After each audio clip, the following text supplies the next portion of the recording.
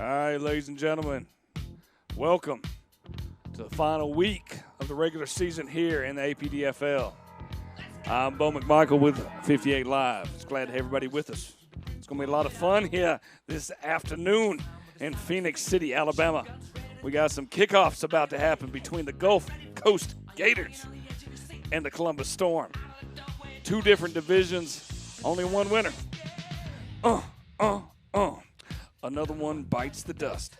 Bringing it the stage, Craig Chapman and Dorian Johnson. Craig and Dorian, how y'all doing today?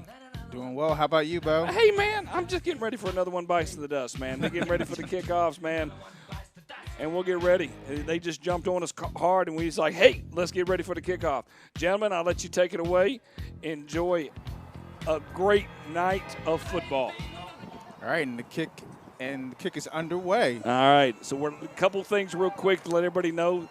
The Columbus Storm is in black jerseys, dark navy blue, and the Gulf Coast Gators are in white. Gulf Coast Gators are coming in at 7-2, where the Columbus Storm sitting at a very interesting 8-1. We have them at 8-0 in their division. So it should be a lot of fun here. This is the last week of the APDFL action before playoffs start. They take the top 8, so we'll be able to break that down for you as we go. Craig and Dorian, keys to the game. Dorian, what would you say offensively both teams need to be able to focus on? Well, it looks like the Columbus Storm, they are going to have to just focus on scoring. With the Gulf Coast Gators, it looks like they're one of the top scoring teams in the conference. So the Storm are going to have to score it well in order to keep up with the high-flying Gators offense. Craig, what about you, buddy? I do the same thing every week.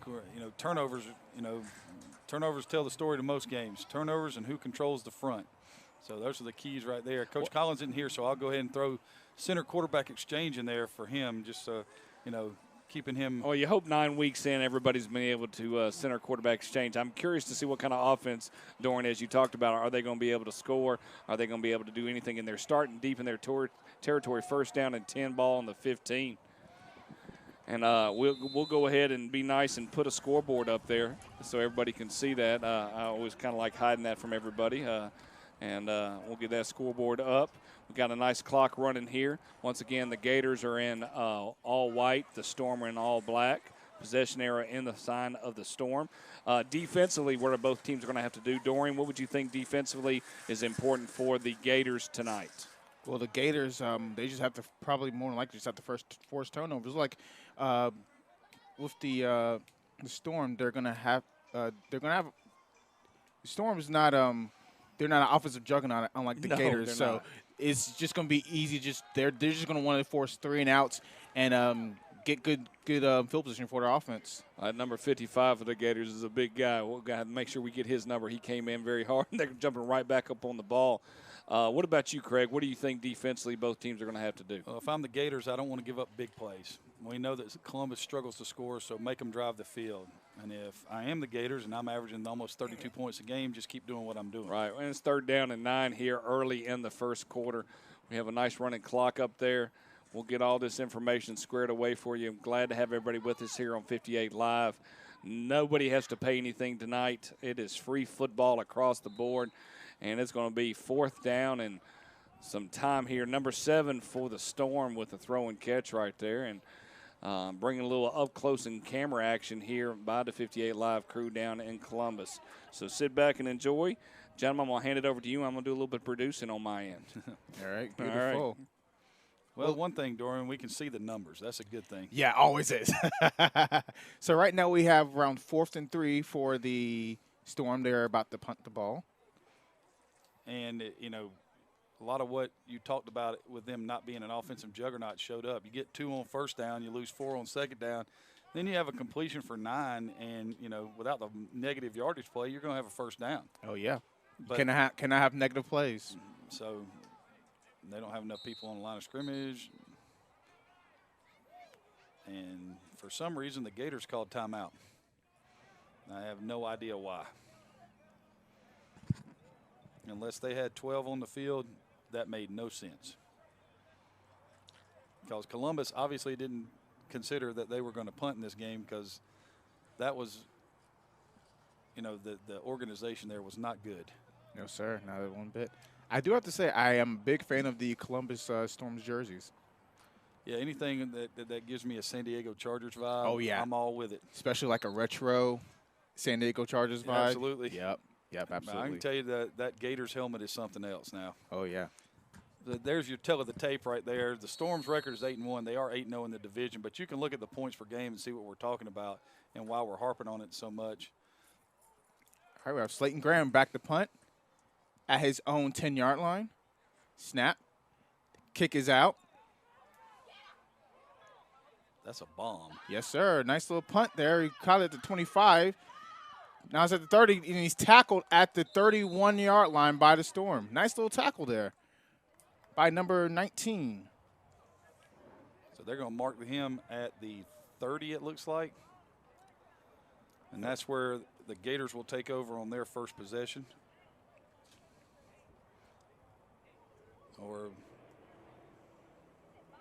Yep, there we go. Looks like there may be a penalty. Let's check the flag if there's a flag. All right, there's not going to be one. I thought he was saying that he had a penalty mark, but there we go. Ball's down at the 30. 1st and 10 for the Gators right here. All right, they break the huddle with their quarterback, Tyrone Jones. They break in looks like a pistol set. With 3 at the top, 3 receivers at the top, 1 at the bottom. Yep, they're in the pistol.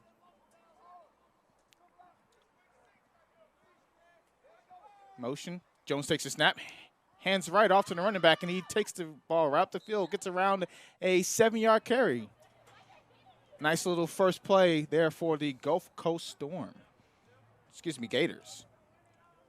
That's all right. You get one. That was your only one, though. I'm going to tell you what. I like what Gulf Coast does on offense. Spread the ball out and ground and pound, baby. Looks like we have 3 at the bottom, 1 at the top. With Jamarius Green as the pistol back. Motion once again. Hands off to Green once again. He goes right up the middle of the field. Ooh, has his legs taken out from him, but he gets the first down. Ball looks like it's around the 41-yard line. Nice little run there for Gulf Coast. Looks like they are starting to set the tone and run the ball right up the middle. Well, I know one thing. The quarterback had a nice little read on the defensive end right there. And if he bites in too hard, there's nobody left to play him. No, sir. And it looks like he's a dual-threat quarterback, so we will see what happens further down the game.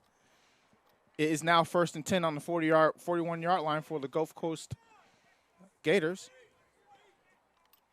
And they have got these guys spread way out. Yes, sir. They have Jamarius Green on to the left of Tyrone Jones this time. Motion once again.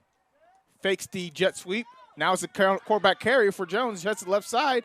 Gets around the 45-yard line and is tossed right out of bounds by the Storm. Gain of 4 right there will bring up 2nd down and 6. And there we go. We're already seeing the quarterback run, the run from the quarterback, and we'll see how much more we'll see that throughout the game. Well, you've gotten 3 different looks so far. You've gotten jet with just about every play with the motion, and then they've given the inside zone. They've given a veer look on the blocking, and now the quarterback keeps it. So, I don't want to say that because I haven't seen the Gators play this year. I'm not going to talk about their passing game, but it looks like they're using a lot of eye candy to make sure they thin the box so they can run inside the tackles. It makes perfect sense because this works well so far. So, once again, we have Tyrone Jones in the gun. Motion once again. Hands off. Looks like it was a veer, but he's tackling the back. But Green is tackling the backfield by a host of Storm. Tried to run it against the grain that time off that. Nice job.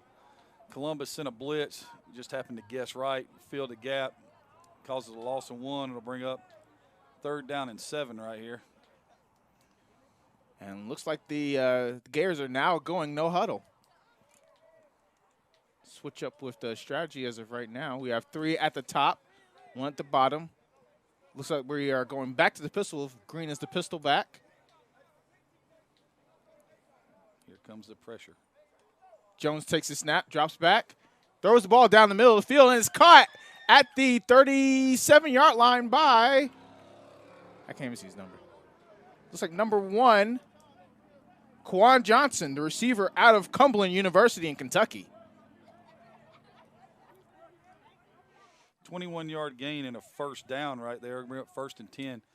Ball at the 37-yard line. All right, we're back at the pistol once again with 3 at the top, 1 at the bottom. Tyrone Jones takes the snap, hands it off to the running back, Jamarius Green. He looks like he's around 2 or 3 yards on that carry. That was a nice cut right there. Check that number 0. That is Matt Rouser out of Concordia College.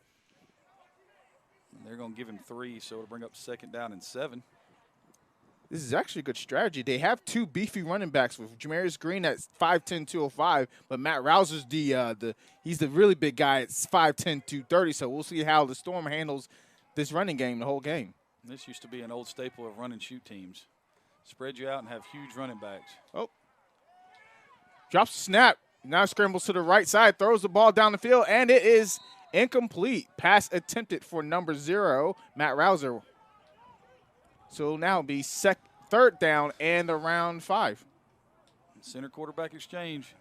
Play blew up from that point in time. That is always key. So 2nd, 3rd down attempt right here on this drive for the Gators. 1 for 1 so far. And they moved this from their own 30. So, with it being 3rd down right here, they're probably looking at 2 downs to try to get 7 yards. I would say try to run the ball up the middle. Let's see what they do. All right. Jones takes a snap, drops back. Low snap once again. Throws it down to the right side of the field, and it's going to be incomplete. Had 2 Gator receivers down there, and unfortunately, there was 3 Storm defensive backs back there, and that makes it an incomplete pass. Now we have 4th down and around 7. Looks like that pass was broken up by Slayton Graham. But according to that, what I just said, they have Slayton Graham as a punter, place kicker, and a punter, so maybe I got the number wrong. If not, that's one heck of a place kicker. Man of many talents. All right, so it's now 4th down, and looks like the Gators are going to go for it here.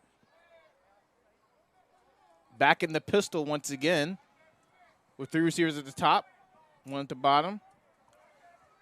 Jones. It's the quarterback. Takes a snap, drops back once again. Oh, and he avoids a sack. Scrambles to his left, throws the ball down the field, overthrows receiver Matt Rouser once again, and that's going to be a turnover on downs right there for the Storm. It'll be 1st and 10 on the Storm for the Storm now. So the Storm bend, but they don't break. That's you had a nice drive there. Took up right up 5 to 6 minutes of clock time. But you get to see this, if I'm the Gators, I now know what the answer is for what I'm doing on offense from Columbus. They're thinning the box. They're keeping 6 in there. But anytime they need to do something, they're firing those 2 inside backers. So anything I got that's coming back to the middle of the field right there short is going to be money later on. Yes, sir.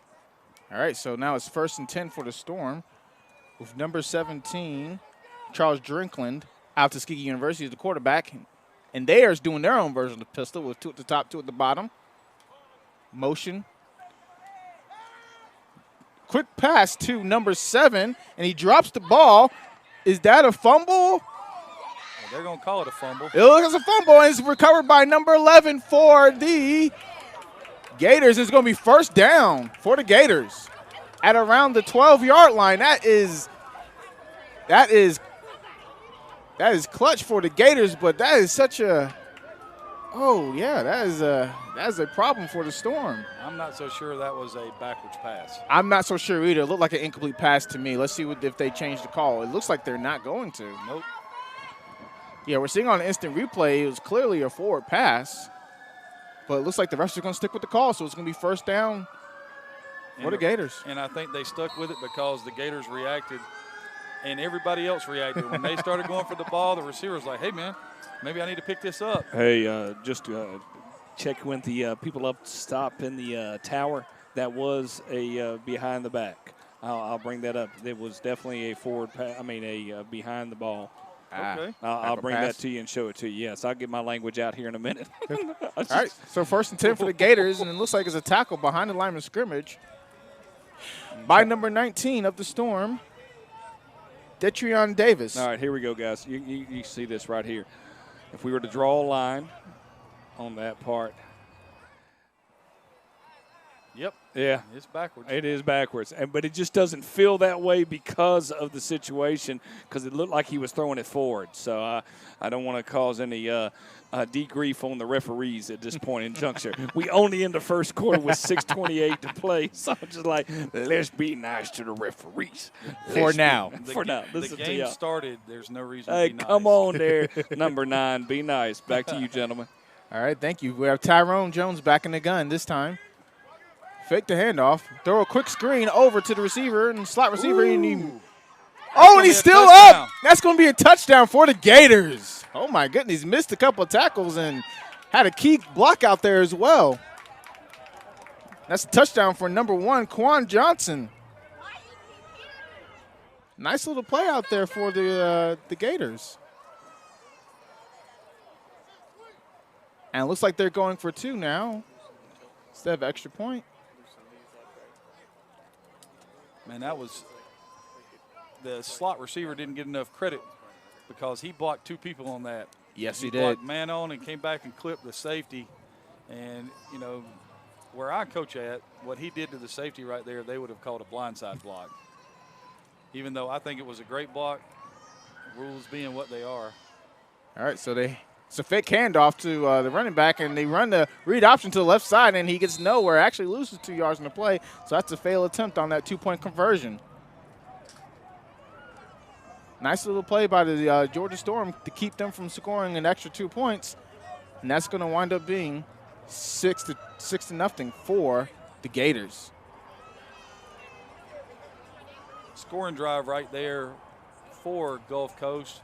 2 plays, 13 yards, but 16-yard touchdown pass because they lost 3 on first down. Yeah, we see on the replay, that was a nice block by the receiver, and he evades 2 tackles over on the sideline and just runs right through for the touchdown. Everybody at home's trying to figure out what this song is. So am I. You can call me Al. If you've ever seen this video, you would be laughing right now, the same way I am. 6-0 here, Gulf Coast Gators, 6:03 left to go in the first quarter. And Columbus is in trouble. Yes, they are. They have unable to get an offense going right now. So right now the Gators with the kickoff. Down on the right side of the field. Caught by a Storm. They're taking the ball right up the field. Nice little hit. And the ball is going to be placed at the 45-yard line. It's going to be 1st and 10 for the Columbus Storm. Nice return right there. He did exactly what you want to do. He caught it, got upfield, and got what he could get. Gave him some nice position, field position. Only 55 yards for a touchdown, so we'll see what the Columbus Storm do. And they're going to actually mark him to the 46. So, okay, now they're going to back it up to the 45. I've been told not to yell at the referees, so I will not yell at the referees. All right, Storm break the huddle with, it looks like 3 receivers going towards the bottom, 1 at the top. Pistol formation. If Gulf Coast can play them with a 5-man box and they can't run the ball, this is going to be a long afternoon. Very long day. Drinklin takes a snap, hands the ball off to the running back, and he returns, gets a 1-yard gain out of the run. Got a lot of offensive linemen turn around facing the wrong way on that. There's 3 guys down, and you've got 5 offensive linemen, and you can't block that front. All right, as you can see on the scoreboard on your television, the Columbus Storm are the third-ranked team in the APDFL East as a score of 8-1. The Thrashers, that's a team that we cover constantly, are 7-3. And that reason to get the top 8 right there is because the top 8 from both divisions make the playoffs. Top 7. Top 7.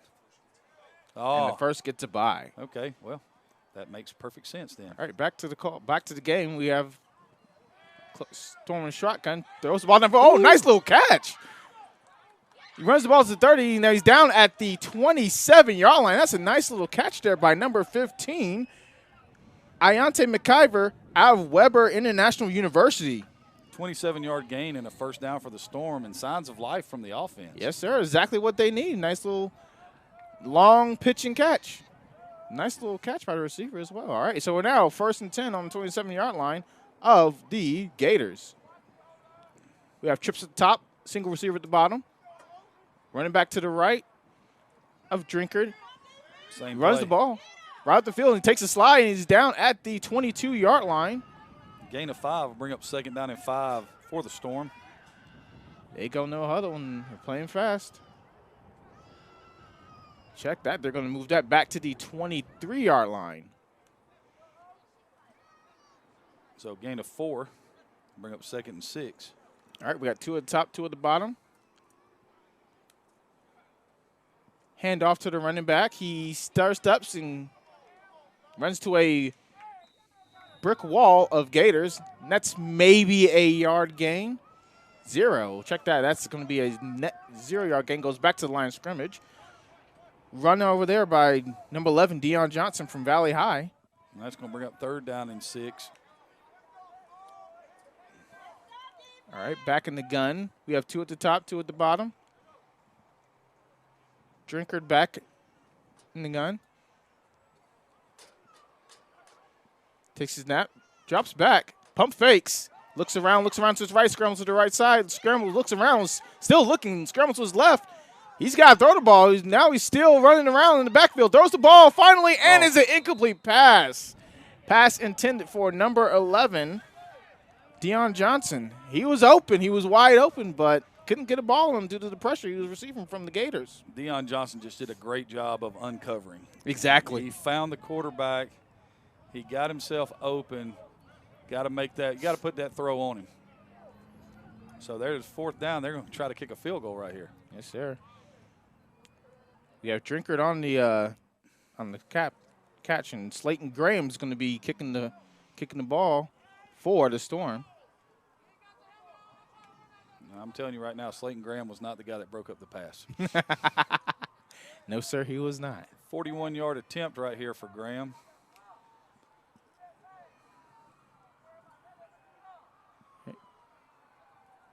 Snap, hold, kick is up, and it is. Kick is good. 41-yard, that puts the Storm on the board. 41-yard kick by Slayton Graham gives us a score of 6-3.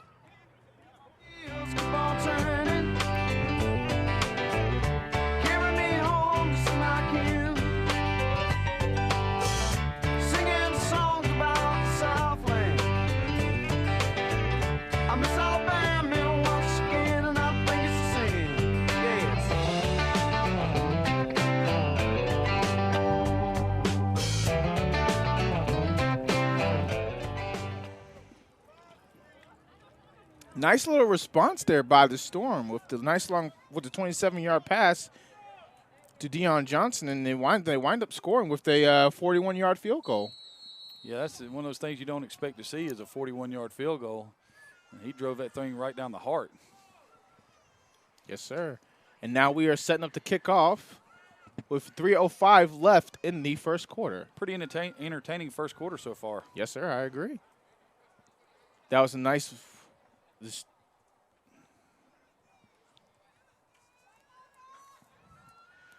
Slayton Graham back to kick the ball off for the Storm.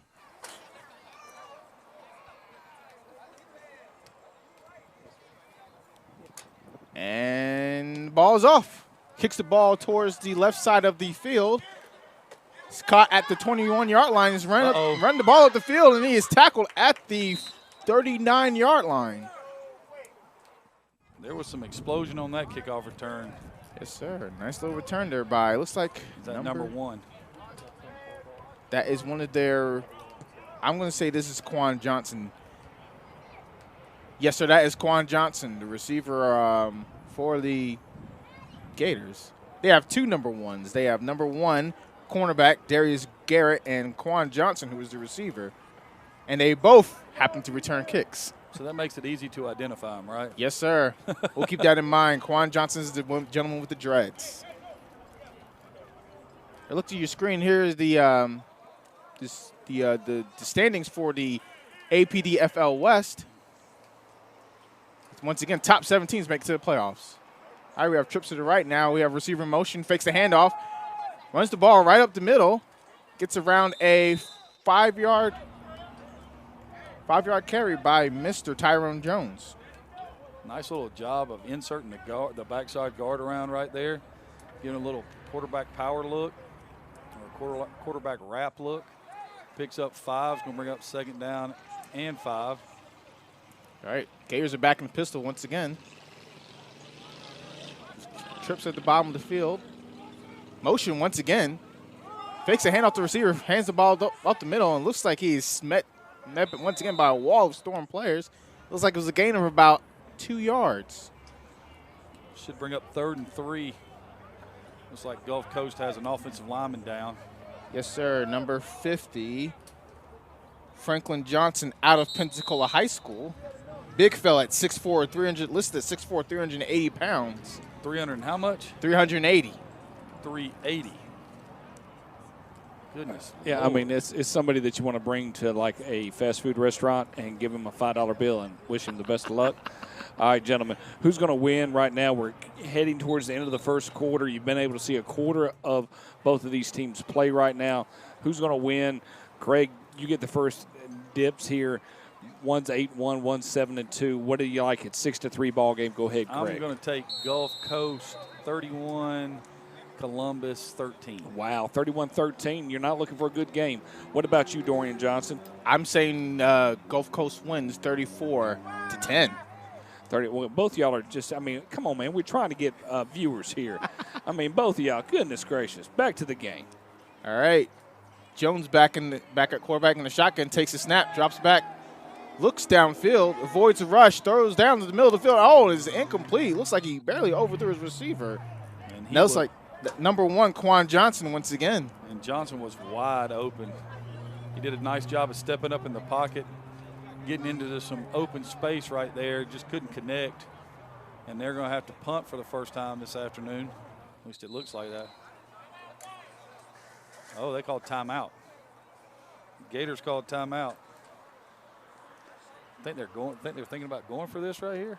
I definitely think so. They offensively they've been able to move the ball very well. They're 5 yards away from the 50-yard line. Why not? Maybe they have subscribed to that "we don't punt" thing. Got the tail of the tape for today's matchup. As you can see, the Storm, they have an 8-1 record. They're 8-0 in conference. They average 14.3 points per game.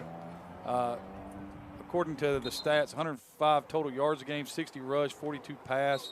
Gators are at 7-2, averaging 31.8 points per game, 470 total yards a game with 198.8 rush yards and 138 pass yards. And we've definitely seen at the beginning they want to run the football. Especially just directly right up the middle. You have the backs to do so. Nice size of 205 and 230, so you have the beef with the backs to do so. It's almost like that Rich Rodriguez, West Virginia. We're going to spread you out to run the football. Yes, sir. All right, so they're going for it on here on 4th down. Watch the count. Oh, looks like the left tackle moved, but they didn't make the call, so it's a pass. He drops back, avoids the rush on the right side. Now he's running. Let's see if he gets the first down. He does. He gets the first down by the hair on his chin. Looks like that he's going to be right at the stick. Not a fan of the spot because it looks like he was a yard past that first down, but it looks like that's a first down. It is still a first down. So give him a gain of 4 and a first down right there. All right. Because I'm pretty sure he got up to the 50, but, you know, what do I know? Yep, they gave him a first down. All right, so it's going to be 1st and 10 on their own 49-yard line. Nice little run there by Tyrone Jones. He barely got the first down. Got just enough to keep the chains moving. And now they huddle back up. Looks like we have a timeout here on the timeout by the Storm. I'll just say that the usage of timeouts today has been interesting. I agree. Dorian, you ever been to Phoenix City? I've been to Columbus, not Phoenix City. I understand they're right across the border, so. Yeah, it's nice place. Been there many times. Got a great high school there in Central High School. Really good in football and in baseball. Yeah, the Columbus and Phoenix City are both towns that have excellent baseball. They're excellent baseball cities. On the Columbus side, you have North Side Columbus Patriots, the legendary Columbus baseball team where Frank Thomas played. Yep. That whole area is full of just tons of baseball talent. Absolutely. Columbus High School, the coaching legend Bobby Howard, many baseball state championships in the GHSA. So 1st and 10 right here, ball at the 49 for the Gators. So we have trips down at the bottom and one single receiver down at the top. Matt Rouser right beside the quarterback Tyrone Jones. In the spread set. Takes the handoff, takes snap, drops back. Oh, it looks like he's going to be sacked at the 45-yard line. Nice pressure by the Storm. And that is number 17, Jamario King on the sack. Looks like a little cornerback blitz there. King gets the sack, loss of 4 right there. It's going to bring up 2nd down and 14 right here for the Gators. All right, let's see what the Gators do now after that sack. As much pressure as Columbus is generating from the edge, if you had anything, a slip screen to the back or a delay like an old school draw, yes, sir, it would bust wide open. Oh, yes, and they've had a little bit of success running the ball up the middle, especially on that first drive. Now they run back to the pistol with trips to the left side of the field. Hands the ball off once again to number 2, Jamarius Green. He looks like he gets around a yard on that carry. That'll bring up 3rd down and 13 right here. And they're trying to run like a counter action from the backfield, but they're not blocking the backside defensive end or the backside defensive tackle. And you got 2 people standing there, and there's nobody for the quarterback to read because you got 2-on-1. Yeah. All right, so we are now at the end of the first quarter. And with that, we'll take a break here.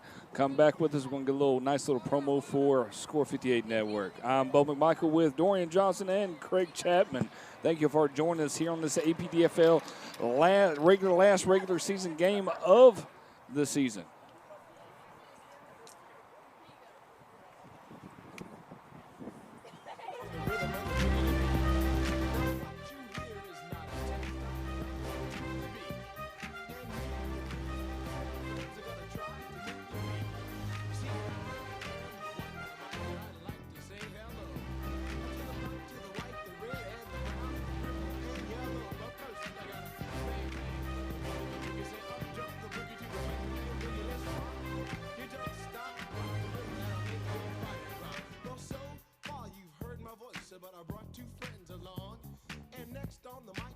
And just like that, ladies and gentlemen, we're getting ready for the second quarter of action here.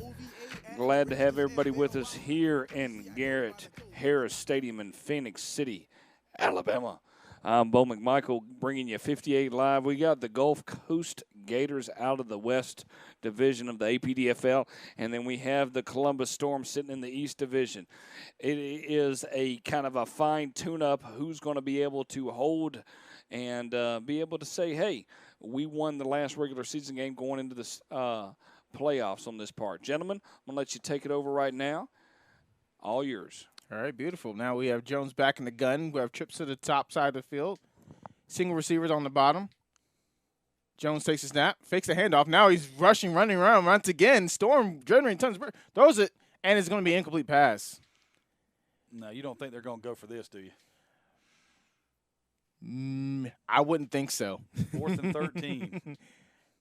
You got to have a steel stomach to go for this. Well, it looks like they are. The O-lineman is still on the field. The quarterback's still on the field. Now the question is, are they going to protect Jones and Tyrone Jones long enough to complete a pass? Because we've seen these past couple of drives, the Storm, especially on the edge, they've just wreaked havoc on their tackles. Well, right now they can't block Columbus, and that's the one thing You know, we've seen receivers open, and they're playing a real soft, you know, in the secondary. But right now, they can't handle both defensive ends. And if you can't block the defensive ends in a spread, you're pretty much done, and this is going to be quick kick. Yeah, they're going to have to. Yep, because we're snapping the quick kick by the quarterback. Catches the ball at the 20-yard line, runs to the right side of the field, has a couple blockers. Now he reverses, runs towards the middle of the field, and he is, a nice little block there by number 24, but, that is a penalty flag. That is going to, they're going to lose some yards, and but that was a nice little turn there by number 6, Joseph Ray, for the Storm, but that's going to be a penalty. They're going to lose probably around 15 yards because of that block. I think that was number 24 on the block, and he just introduced himself to number 77 of the Columbus Storm right there. Ooh, buddy. Yeah, I can tell you. Gerald Tolbert, 5'10", 231-pound running back out of Albany State. So the dude has plenty of beef to deliver some hits out there. So they got him with that personal foul. They didn't even call it a blindside block. They just said that was a personal foul, buddy. You're going to go here, and y'all will start at the 19-yard line. So 1st and 10 from the 19 right there for Columbus. And,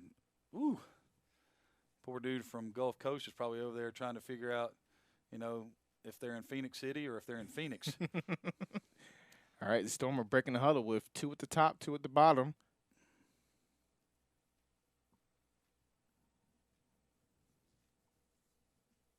Stacked over here now. This screams, I'm going to throw a quick screen. We'll see what happens. Motion, and he's going to hand the ball off to the receiver in motion, and he's going to be stopped in the backfield for a round 8 3-yard loss by the Gator defense. They were not fooled by the spread and the formation there, Coach. No, definitely not. You're going to run jet. You got to seal the edge, and that means you got to have somebody wrapping to scrape for force, and they had nobody to take care of force, and force showed up for a 3-yard loss.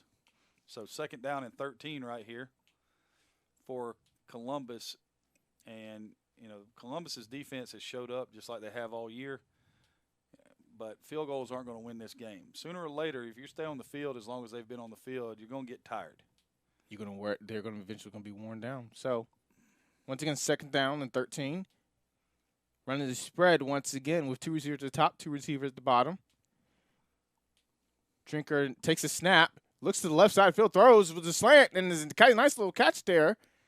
And he's tackled at the 31-yard line. Nice little catch there by number 4, Michael DeSilvi, out of Hardaway High School.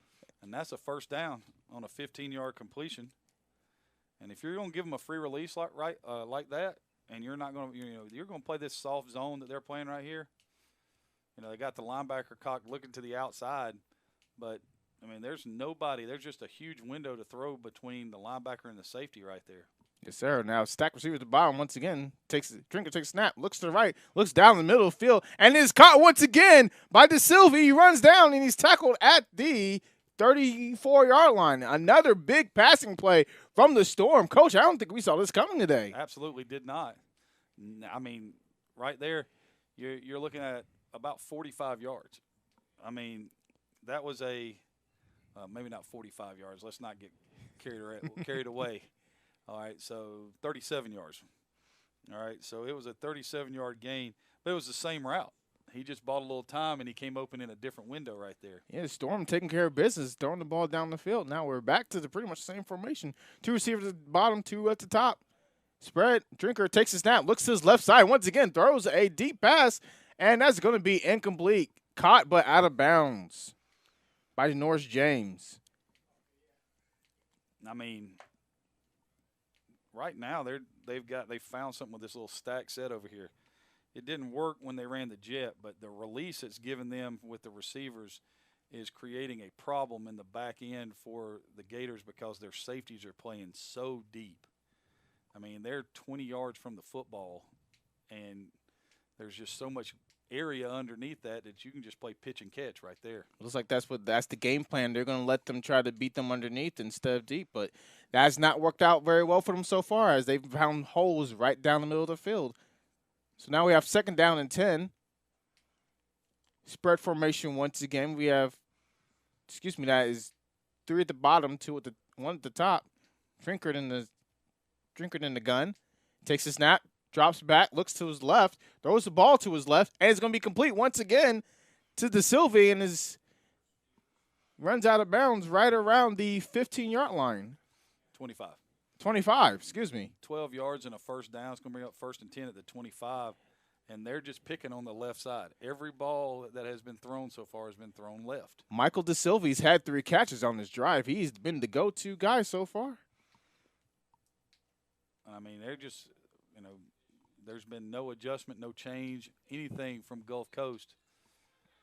So, right now Columbus marching, trying to go 81 for a touchdown. This will be the 6th play of the drive right here. All right, so if Drinkard in this pistol this time hands the ball off to Johnson, and he runs the ball and is tackled down at around the, 20-yard line? Well, they're going to see how they marked it. Did they give him where he rolled to? That's the question. And so they're going to give him a gain of 2 right here. All right. So it'll bring up 2nd and 8. Storm going no huddle once again. Looks like we have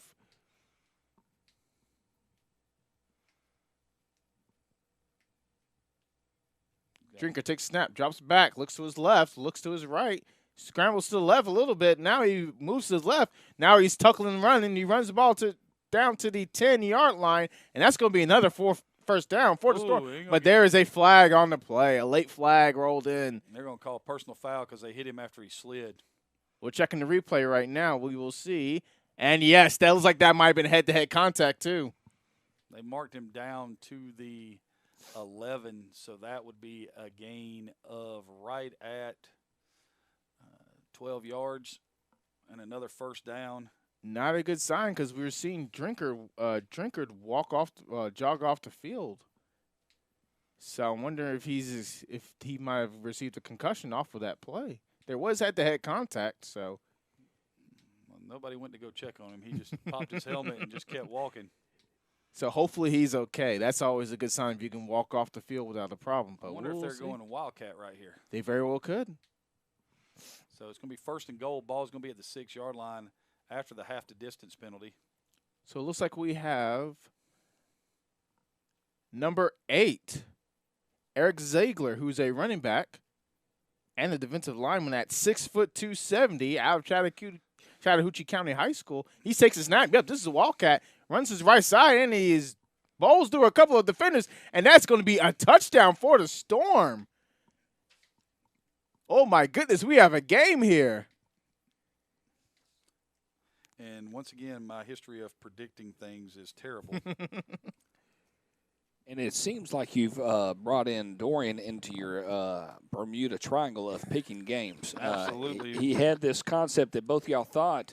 I think it's all about the defense. I really do. I know y'all are – it's funny to watch that right now. And granted, it's early in the second quarter, but I'm glad that both of y'all are willing to kind of chew back a little bit. So I appreciate that. Well, Gulf Coast got to figure out that they have to block on the edge. What? These rules that you're giving right now, man, I don't know. Yeah, this extra point's huge. It looks like it's up and good. It's up and good. Okay, gentlemen, I'm going to bring something up on the screen here. All right, so I'm going to let you see it. This is something I'm going to ask you to give me what you think. All right, worst fears by position.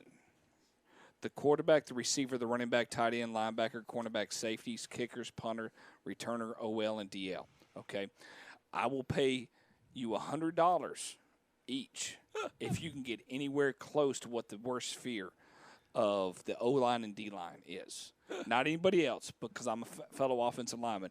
I'm going to ask you about the quarterback as we go out throughout the game. We get a time to break, and we get a chance. Craig Chapman, being a quarterback, what would you say is the worst fear of a quarterback? My worst fear or just the worst fear of a quarterback? What do you think the worst fear of the quarterback is? Worst fear of the quarterback is throwing a pick six. Okay. Okay. What about you, Dorian? I'm going to piggyback right off of Coach Chapman, pick 6. Okay, and I will say the Jeopardy answer is interceptions. So y'all are 1 for 1 right now, and we're going to go all the way down. And if you can get the final one, I'll hand both of you $100 in cash. So stay with us here. Get ready for the kickoff. Back to you, gentlemen. All right. Ball's kicked down the field. Caught at the 18-yard line by the Uh-oh. – that See ya. misses the tackle.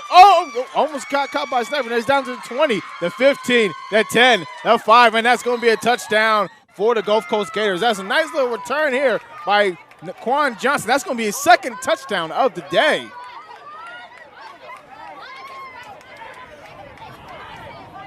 And just like that, my prediction looks a little bit better.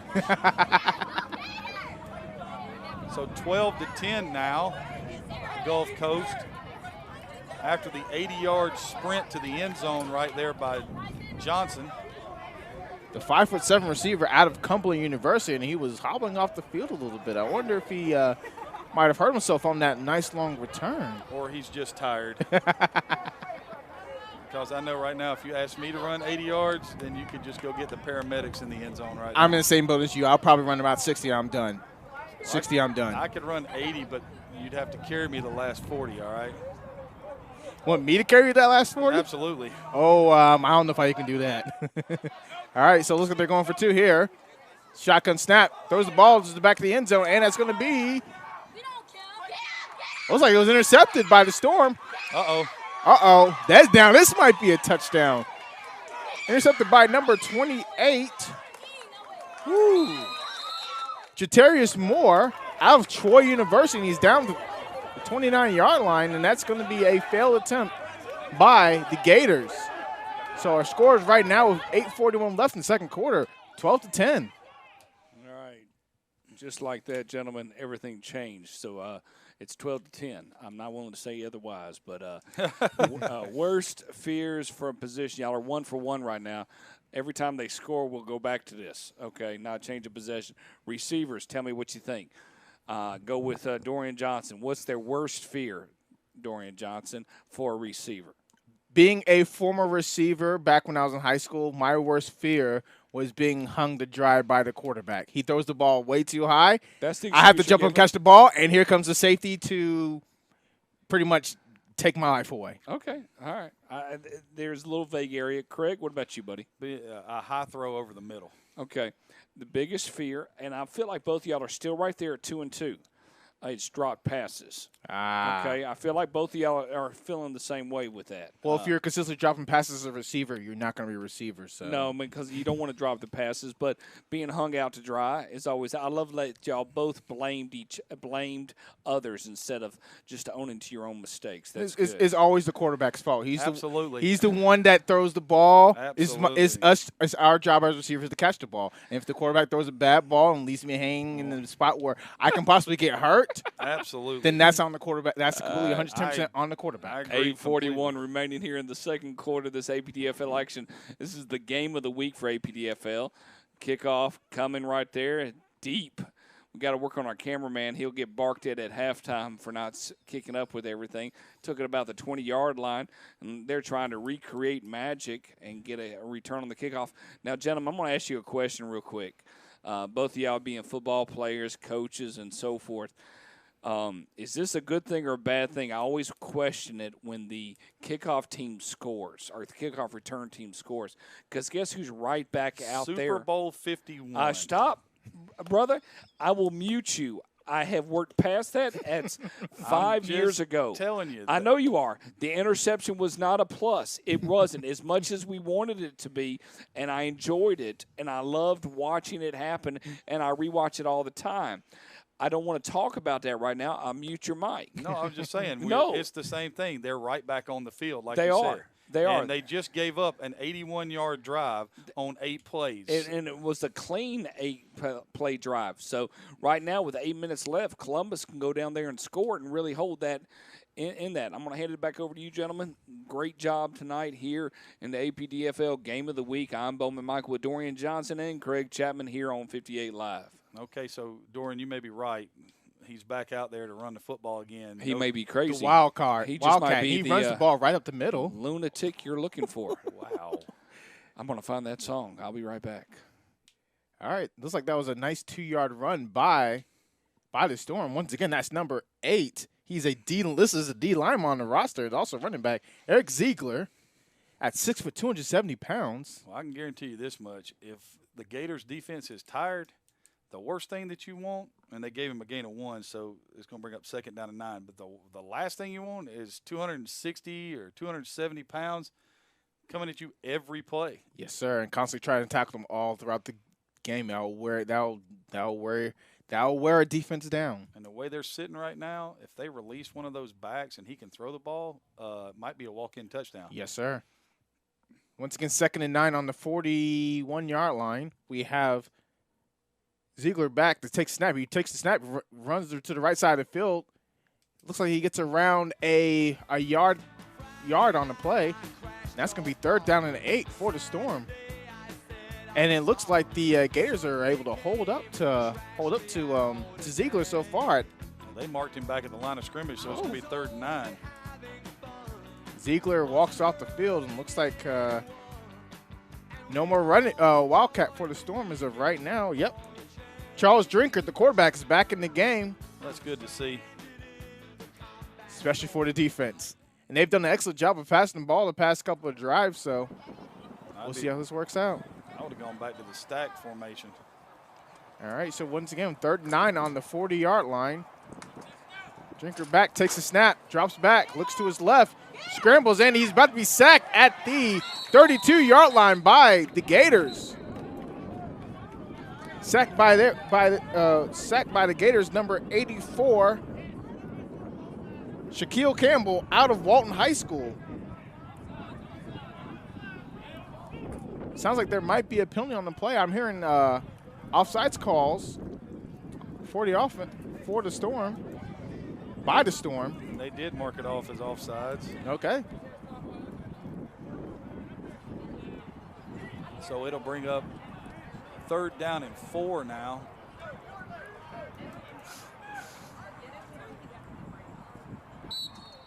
But they've changed the way they're playing their coverage right here. Smart call. You got press up top. You went to a single high safety and got out of the 2 safety look. We'll see how the DBs handle that. Looks like that man on coverage. Trinket takes the snap, looks to his left once again, now looks to his right. Pumps fakes.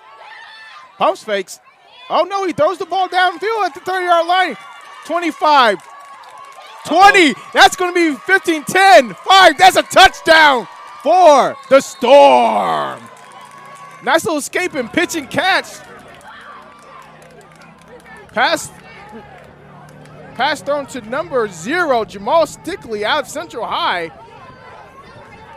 And that puts the Storm back on the board, ahead of the Gators.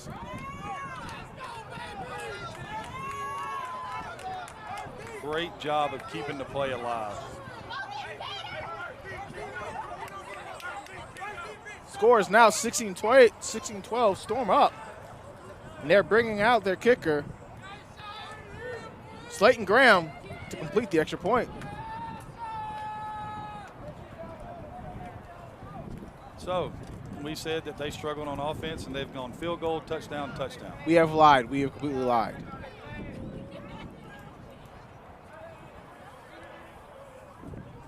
Hey, gentlemen, it's running backs next. Where's fear's positions? Where's fear for by a position? All right, snap kick is up and good. Score is now 17-12. Columbus Storm are up. And just because it's a barn burner here, we're able to throw out a bunch of different things. Where's fear's position? Quarterbacks, interceptions, receivers, drop balls. Where are we at with running backs? This is a $100 choice right now, gentlemen. Yeah, I mean, I'm willing to lay out to both of y'all right now $100, but it's not right now. It's the O-line and D-line. What's the worst fear by position for a running back? Craig Chapman, you get to go first. Devontae Freeman missing a block, but most running backs would say fumbling. Okay, you're going to say fumbling. What are you going to go with there, Dorian Johnson? I agree with Coach Chaplin. I would say fumble the ball. Okay, as well. that's called coattailing. That's called coattailing where I come from. You coattailed on him twice. If his answer sounds right and it's the answer I'm gonna guess, I'm gonna keep writing those coattails. All right, well, that's good. Well, the answer is fumbles. So y'all right now are 2 for 1. Y'all are doing a great job. None of this matters until the very end. Let's get ready for the remaining part of the second quarter here, 5:44 remaining. Gentlemen, it's a great game right now. I'm excited that we're a part of it and being able to bring that to you here in full force right now.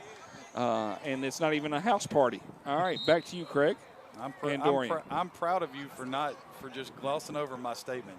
You did. You didn't cut my mic. I appreciate it. No, I'm not going to cut your mic. You did a good job, man. All right, Slayton Graham got back to kick the ball off for the Storm. Got to cover the kick. Cover and tackle. Your defense is playing great. Can't give them free yards. Kick towards the right side of the field. He took the ball from his own teammate. Now he runs the ball at 30. Oh, he drops. Looks like there's a fumble on the play. And I think did the Storm recover? I can't tell. Yeah, the Storm had the ball, and his own man caused the fumble. Wow, the Storm have the ball 1st and 10 on the 23-yard line of the Gators. And that's going to be a costly fumble for them. His own player caused it. Wow.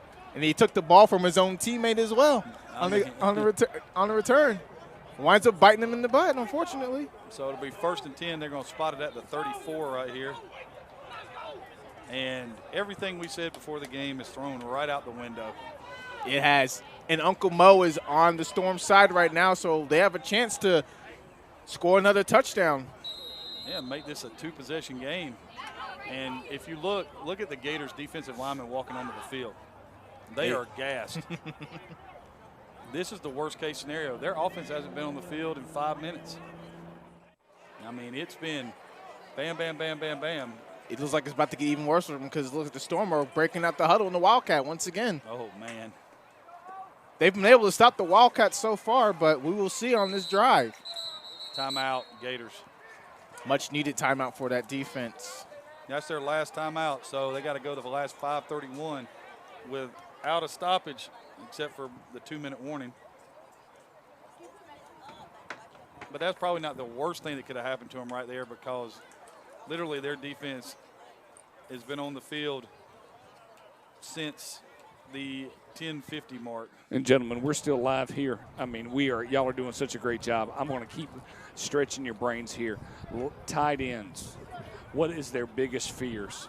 Dorian Johnson, no coattail wagging. You just got to go first right here, man, during this timeout. What's their biggest fear? I'm going for drop ball. Okay, what are you going to go with, Craig?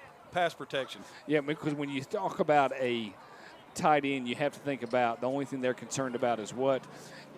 They're not catching the ball. They got to block, and they got to make sure they block. So it is all about blocking, and they got to make sure that they are blocking.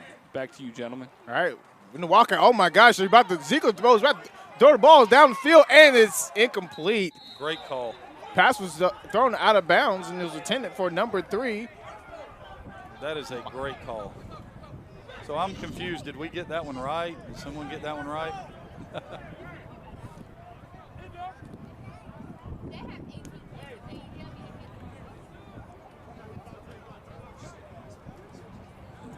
So our quarterback, Drinkers, coming back on the field. I think that was a very interesting play call by It was a nice changeup. They got him out on the field. They showed him the Wildcat. They had to call a timeout. They went over to the timeout and said, hey, we got to stop. Big guy, he's going to run it, off tackle, and then try to throw the ball down the field. That's really nice. That's a good change-up and a good play to run after a turnover in a sudden change kind of situation. I agree. Now we're dealing with second down and 10. Drinker back in the game. Takes a snap, looks to his right foul. Now he throws the ball downfield. Oh, my goodness, incomplete. Receiver was open. Pass was intended for number 15, Denoris James. He was open. Now, that was slot. That was the fade from the slot. But the way the Gators have changed their defense and they're playing that single high man coverage, now I'm running the same look But I'm giving that inside guy on that they just came with a hitch look, with a fade. I'm coming in with a dig, but I'm going to run a corner route on the same side of the wide side of the field. You've already got that slot guy turned. Now you're running away from him. It's the same throw, and it's a touchdown. So now we're dealing with the 3rd down and 8. And they're struggling covering number 15, buddy. He's got them all turned around. 15 to number 4. They both had big games so far. So we'll see what they do right here on 3rd down. Drinker takes a snap, looks to his right, looks down the middle, throws the ball down the middle, and overthrew his receiver. That's an incomplete pass. That's going to be 4th down for the Storm. And you got that fumble. There's no way you're trying a 51-yard field goal here. Missed opportunity by the Storm. Let's see. It looks like they're going to go for it on 4th down here. Well, you're kind of in that, no man's land. So, right now, the Gators have done a nice job of adjusting what they're doing on the defense. And they are making the throws much more difficult right here. Guys are open, but they're bringing 4 now instead of the 3-man front. They're in receiver's face. They're not getting a clean release. So if I'm looking at something right here, somebody's got to be, there's going to be somebody running off and then somebody breaking at the sticks up at the field right here.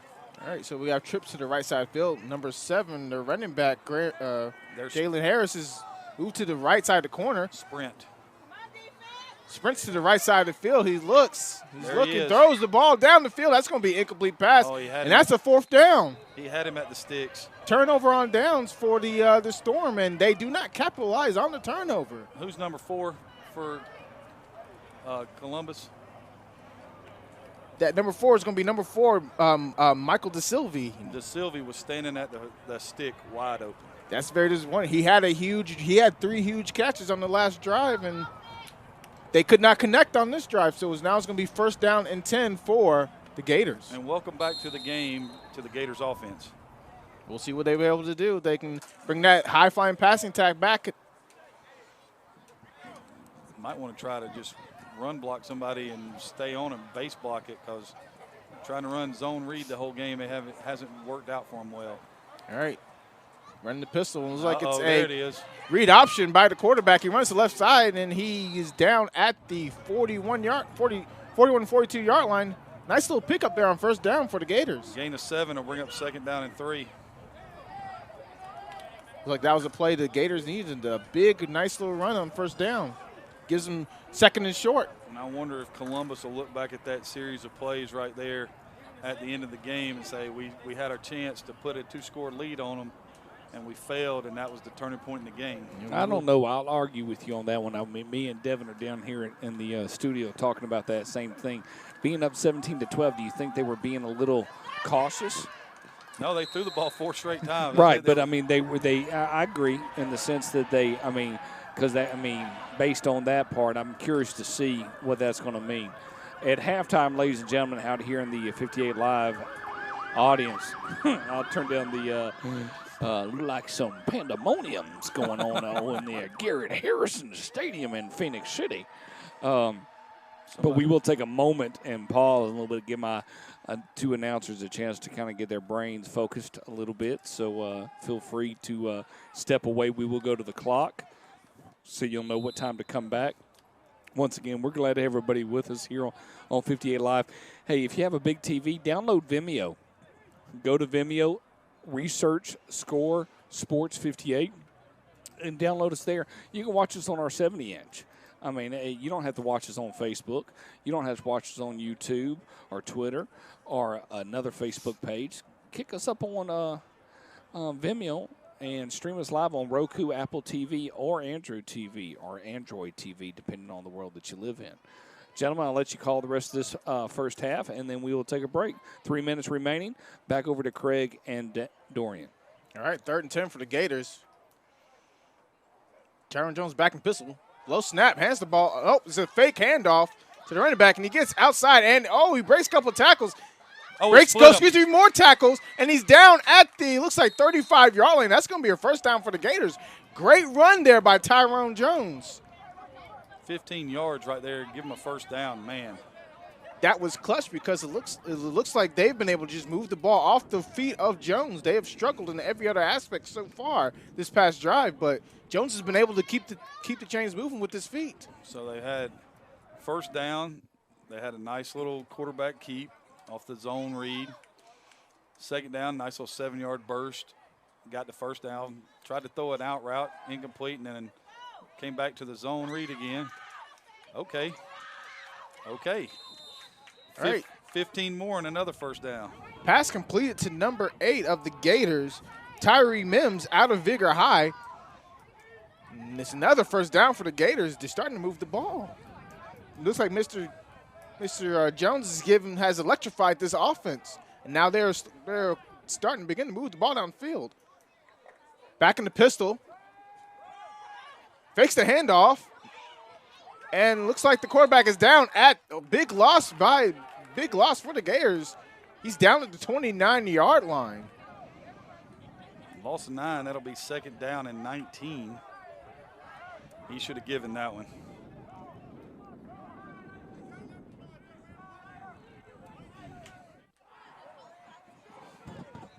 Under 2 minutes right here in the first half. Jones back in the gun. With Green right beside him to his right. Takes a snap, drops back, looks to his left. Get pressure up the middle. Now he starts to scramble, and he is sacked at the 32-yard line by the Storm. Once again, that is number 13. Devanir Street out of Kendrick High. So bring up 3rd and 22. I don't know about you, but I don't have too many plays in my playbook for 3rd and 22. Run 4 verts. There you go. 4 verts and see what you can get. And they got 2 safeties right now, so you have to go outside if you ran it. All right, drops back to pass. Looks to his left, looks down the middle. Now he throws to his left side. Short pass, and it is complete to number 12 of the Gators, Jordan Ewing, but he's going to be well short of a first down. Gain of 6 right there, and it'll bring up 4th down and 16. It's like they're going to go for it here. They don't have much of a choice. This is one of those situations where when I'm standing on the sideline, you know, as long as I'm not the one that has to call the 4th and 16 play, I'm a little bit worried about this because I know how I think, and this would be something where if I had it saved up, this would be my best play that I could call right here. Some kind of hook and ladder, something like that. All right, Jonesy snap, drops back, throws short. Coral, once again, that's going to be an incomplete pass as a turnover on down. That's going to be a first down for the Storm. Gators were able to move the ball at the beginning of the drive, and unfortunately, they met a bend but don't break defense by the Storm. That's not going to be a first down for the Storm offense. And this will be the 7th possession of the first half for the Storm, and that was just the 4th possession. So the kickoff return, the turnover, that's going to be, you know, that's an issue right now that you're looking at because, you know, at this point in time, you got some tired guys out there. Now, there's only 22 seconds, so they're going to get halftime right here.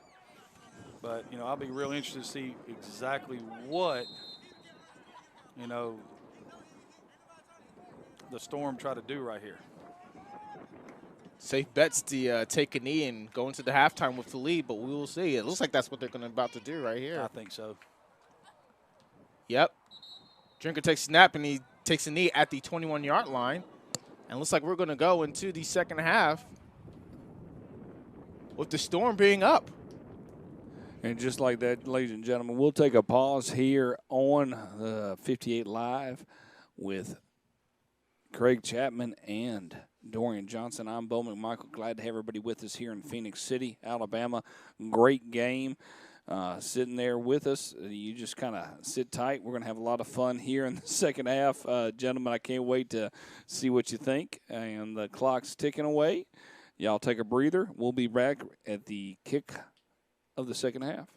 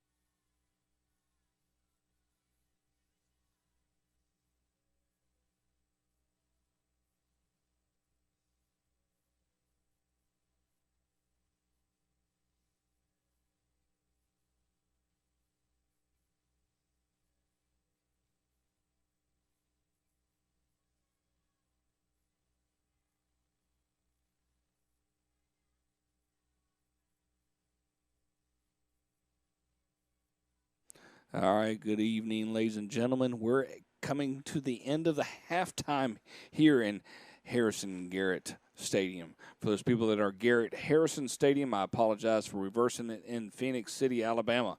I'm Bo McMichael with Dorian Johnson, Devin Johnson, Joey Russo, Robert Wright, and Craig Chapman. A whole group of 58 Live individuals getting excited about some football here in the APDFL world.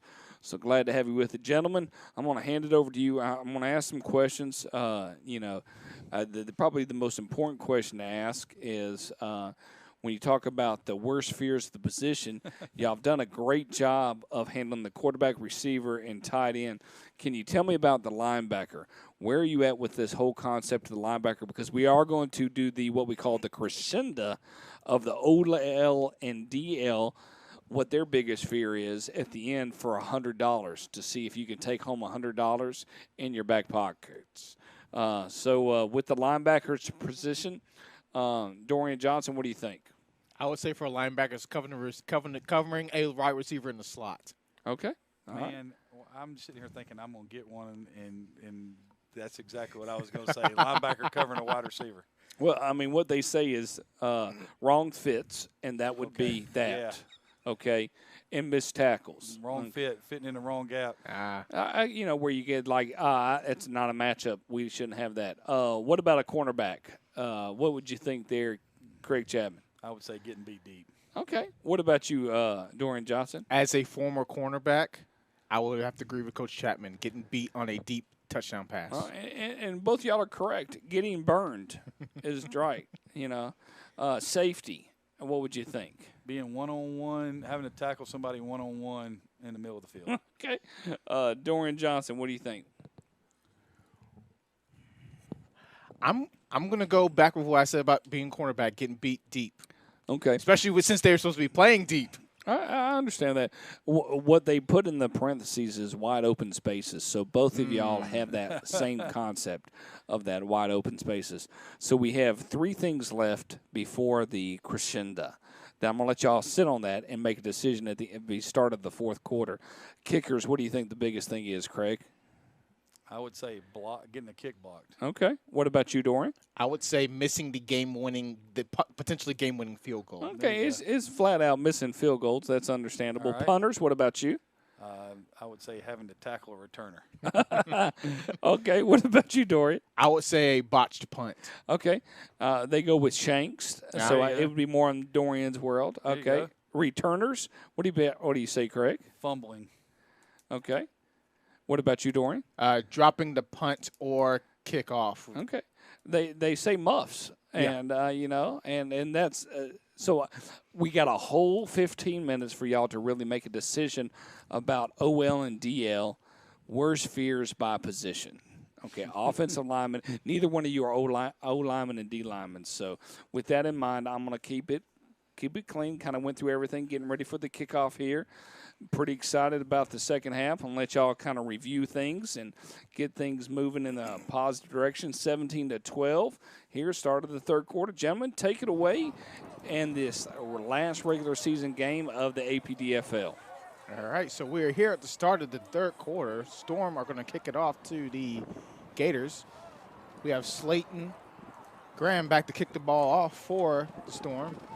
And the third quarter is officially underway. Kicks the ball to the right down the middle of the field. And it looks like that's going to be in zone for a touchback. He was like, there will be no more returns. I do not blame him. I will kick this in the end zone, and you will like it. Well, if you're Gulf Coast right now, you had 98 yards in the first half. 98 yards, and you're averaging over 400 yards a game. All right, so if you're going to come out and you're going to say we are a 400-yard offense, then there's got to be some kind of give and take right here. You got to pick it up, because right now, as you so eloquently put it, the tackles are getting worked. I mean, and that's just the way it is. They can't pass block right now long enough to let a route develop. And so you're going to have to see some kind of change, and here it is. They've gone to 2 backs. Yep, they've gone to 2 backs. It's like these backs, either one of them are going to help out the ends a little bit. So anyways, we got 2 backs in the backfield. Quarterback in the gun. Takes a snap. Looks like a read option handoff to the running back, and that's going to be a nice little gain of around 6 yards. Carry for the Gulf Coast Gators was by number 6, Jalen Burnett. It'll be interesting to see if they stick with this, getting the extra blocker inside there, so that, you know, if you get 5 on first down and you keep doing that, you know, now you got a chance to, number 1, eat up some clock, keep your defense off the field, and number 2, put Columbus's defense in a situation where they can't pin their ear back and come and get you. All right, so it's a handoff to the left side this time. Looks like he gets around 4 yards on that carry. That'll be 3rd down and 1 for the Gators. Nice little run there by number 2, Jamarius Green. And this is, I mean, that play right there, you know, I'd come right back to it because they have what they wanted. They had a perfect numbers right here. You have got them so spread out. I mean, they've got a guy playing in space up at the top of the screen. He doesn't even exist. You don't even have to worry about him. Looks like they're bringing more of them in blitz up the middle, and they hand the ball off. And that's around a 5-yard carry. Good enough, more than good enough for a Gator first down. And, I mean, Columbus has got to bring some guys back in the box. They have an outside linebacker standing out on the corner out there, and they're running in the B gap, and he's running up the field, and he serves no purpose. Coach, it looks to me, especially on the last play, they were running defense with only 1 linebacker. That's what I'm saying. If you look at it, I can't see the guy's number, but he's up there right inside the 40-yard line. Yeah, dude with the blue cleats. Now he's covering the slot, but last play there wasn't a slot there, and he was still standing there, so he should have been back in the box. All right, so 1st and 10 on the 39-yard line for the Gators. Hand the ball off to looks like that is number, I want to say it's number 6. It is. And it was around a 2-yard carry. That's going to be 2nd down for the Gators. They ran right back into the numbers right there. So, you know, Coach Collins and I have always joked we're going to publish a book that says, if you can count, you can win. Yep. So right now, if you look at the defense, they should be running everything to the left because the right side of their defense is overloaded. You've got the same. You've got a hat on a hat over here to the left-hand side. And, Coach, it looks like the gentleman in the blue cleats is a safety as well, number 5. Uh-oh. So run up the middle, run to the right side. Gain of about 6 right there. It's going to bring up 3rd and 4 right here. Green on the carry once again. They were 1 step away right there from that being a really big play. But they're taking some time right here, and you know, they're making Columbus change what they want to do. You can see right now, there's safeties that don't know where they're supposed to be. Establishing the run game as well. Oh, bad snap on the play. Oh, that's going to hurt. Looks like it was recovered by the Gators, but that's going to be a 4th down for them right there. And they were moving the ball steadily by running the ball, and that's going to hurt them. I mean, this has been one of those things where it is. They were at 3rd down and 4 right now. Now it's 4th down and 9. So it's 4th down. It looks like my guess is that they are going to punt the ball. They are. We have Jones as the punter. He's around 7 yards back. Takes a snap. Quick punt. Ball's off and shanked that one. That was around a 10-yard punt. The ball spotted at the 50-yard line, so that's going to be no. Excuse me, 47-yard line. So that's going to be 1st and 10 for the Storm, and they're in excellent field position. That was a 7-yard punt. Oh, wow. They're going to be they are inside Gator territory. They're going to take over at the plus 47 right here. Already leading and a chance to add on right here. Look to your screen. We have the standings for the APDFL East. You have the Storm, who are tied for 2nd place in the East, and they're looking like one of the top teams in the East right now, with them leading the Gators right now. So it's going to be 1st and 10 on the 47-yard line for the Storm. Drinkard back in the gun. trips to a top part of your screen. A single receiver at the bottom. Running back to his right, stagger to his right. Takes a snap. Read option, fakes the pitch, runs right out on the field. He's down to the 34-yard line. Nice change of nice play call by the Storm. Nice little speed option right there. We have not seen that play all game. We have not. Gain of, well, they're going to give him 12, so that'll be 12 and a first down right there. All right, same formation with Drinker back in the gun. Bad snap, and that's going to hurt him big time. He's going to lose around 5 yards on that play, as that was going to be second down and 15. And they had the same. They had numbers over there again. He ends up taking a 6-yard loss, but they don't have enough people over here to play this play. And all he's got to do is get the ball to the running back, and they got a huge play right there, but it ends up being a 6-yard loss because of the fumbled snap. So bring up second down and 16. All right, we got 2 receivers on each side of the field. Running back is Harris has moved to his left. Drops back to pass. Pressure up the middle. Now he scrambles, turns around, runs to the right side, looks to his left. There's nobody's open. Then looks like he throws the ball out of bounds. Oh, my word. Look at how wide open that guy is on the sideline. Looks like he had DeSilvey, who had a huge huge second quarter with 3 catches and 1 drive. Looked like he was wide open, Coach. He was wide open. I just don't know if he ever saw him. Plus, did he ever leave the pocket? And was there a receiver over there? Should that not have been intentional grounding? Well, as you saw, DeSilvey was I'm not sure what the rules, but DeSilvey was on that side of the field. He had a receiver over there, but the question is, was he close enough? I mean, he threw that football out of bounds 20 yards short of him. That looked like me in high school, except I was trying to actually throw the ball to the receiver, just didn't have the arm to get it there. All right, so we have third down now for the Storm. The ball is on the 42-yard line. Drinker back in the gun. 2 receivers on the top, 2 receivers on the bottom. Takes a snap, drops back, looks to his left, throws the ball. Oh. And it is incomplete, almost intercepted by the Gators. They trapped him right there. They played off. He just read his eyes, breaks in front of it. That was really close to being 6 for the defense right there. Very dangerous throw by Drinker.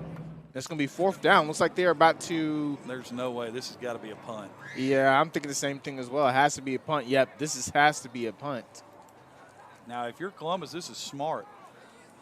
Your kicking game, outside of the 1 return, your kicking game has been superior to what Gulf Coast has. So if you can pin them deep right here and make them have to drive the field.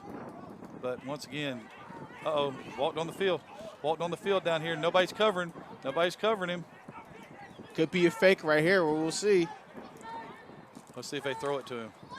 Graham takes the snap, and it's going to be a punt. No fake. Oh, my word. I would have thrown that to him. Ball is caught at the 10-yard line by the Storm. Still a nice little punt. Oh, wow.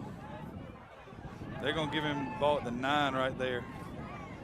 All right, we will see what the Gators will be able to do on this drive. They have struggled the past few drives of moving the ball down the field. Man, I would have been so tempted to throw the ball out there to him. Absolutely, I'm surprised. I thought that was going to be a fake. Hey, talk to me a little bit about the first half stats. Yeah, the Storm had 231 yards total in the first half, where the Gators had 98, and it's kind of a reversal of everything we talked about. So, of course, with me being here, it's going to go exactly the opposite way. It definitely so. It's the Memorial Day special. It's 31-20 Columbus Storm, so it's no doubt. All right, back to you, gentlemen. All right, Jones back in the pistol, hands the ball off to the running back. Jamarius Green gets around 5 yards on that carry. It's going to be second down and 5 for the Gators. So, I mean, we see what Gulf Coast wants to do. They want to be a power running team. If I were them, I would go back to the 2 backs in the backfield. Then if you go back to the 2 backs in the backfield, then you can add the quarterback run in there with 2 ISO blocks, and now you're not having to read anybody. You're getting a hat on a hat because they only have 6 in the box.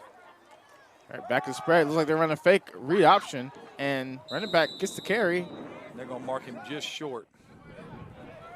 We'll say the 18-yard line. It's can be 3rd down and less than a yard. I say we bring the 2 backs out and we run I think they're agreeing with you. run a power out to the left side of the field once again.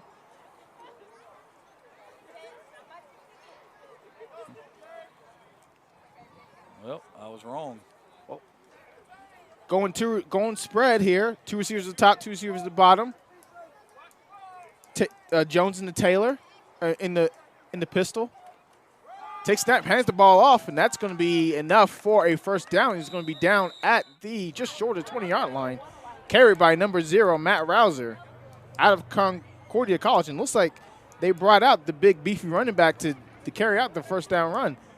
Rouser's around is listed as 230 pounds on the roster, so good play call. Good call giving the ball on a 3rd and short. I mean, if you look at how Columbus is playing defense, they're definitely shading the wide side of the field. So your backers are sitting right over the center and outside. Now you got a 5-man box right here. This should be definite run. All right, takes the ball, throws the ball out to the right side. It's going to be a short gain. Pass complete to number 8, Tyree Mims, out of Vigor High at 6'2", 240. He is a load. That's the 2nd time we've seen him catch the football. And that was a gain of 8, so it'll bring up 2nd down and 2. All right. Gators are back in the spread, back in the pistol set. Taylor takes a snap, looks to his left. He has a receiver open. Ball's cut, and he breaks the tackle. He's down to the 40, 35, 30, 25, 20, 15, 10, and he's down at the 5-yard line. Big play, much needed play by the Gators, and that's going to be a first down and goal at the 5-yard line. Pass is caught by number 12, Jordan Ewing. Big play for the Gators. That was a much needed jolt. 65-yard completion. It's now first and goal at the 6-yard line. We have Rouser in the pistol back. Taylor back in the pistol. Looks like a spread on both sides of the field, and we have a penalty flag on the play. Looks like it's going to be a false start on the offense. I'll back him up 5 yards to the 11-yard line. First and goal. We'll see if that come back to bite them in the backside later on in the drive, but the way I see it, it gives them a little more space to run whatever they want. What do you think, Coach? Yeah, I mean, that's not the right place where the ball should be spotted. That's where the ball should be spotted. There we go. So it's first and goal from the 10. What Columbus has done every time they've gotten down inside is they've dared Gulf Coast to run the football, and they haven't done it. They've tried to throw the football. They scored on the bubble screen that one time. Then they had the kickoff return. But every time they've gotten close, they've tried to throw the football, and they haven't done what they normally do, which is run it. I would look for zone read right here, and if you don't get anything, this might not be a bad idea to go back to that 2-back set. Looks like they are not doing that. We have 2 receivers at the top, 2 at the bottom. They should be running the ball to the right this time. Rouser to the pistol back. Motion to the left side field. Throws the balls for a slant, but that's going to be incomplete. Thrown at the feet of the receiver. That's going to make it 2nd and 10. Pass intended for number 4, the tight end, LeBaron Chambers. Another big target for Taylor. There's 5:33 to go in the 3rd quarter. It's 2nd and goal from the 11. You have run the football effectively in the 2nd half. You opened up the half running the ball 5-4-5. You got 14 yards in 3 plays. You're not kicking a field goal. Run the football. We'll see what they do on this play, Coach. We have Rouser in the backfield once again. As the pistol back. Pass once again. Looks to the left. He scrambles to his left. And look, he's going to be sacked. Thrown out of bounds at the 12-yard line. Nice little tackle there by number 5 of the Columbus Storm, Travis Jones. 5'9" quarterback out of Hardaway High School. Surprised they didn't throw anything right there. Got back to the line of scrimmage, so it's 3rd and goal at the 11.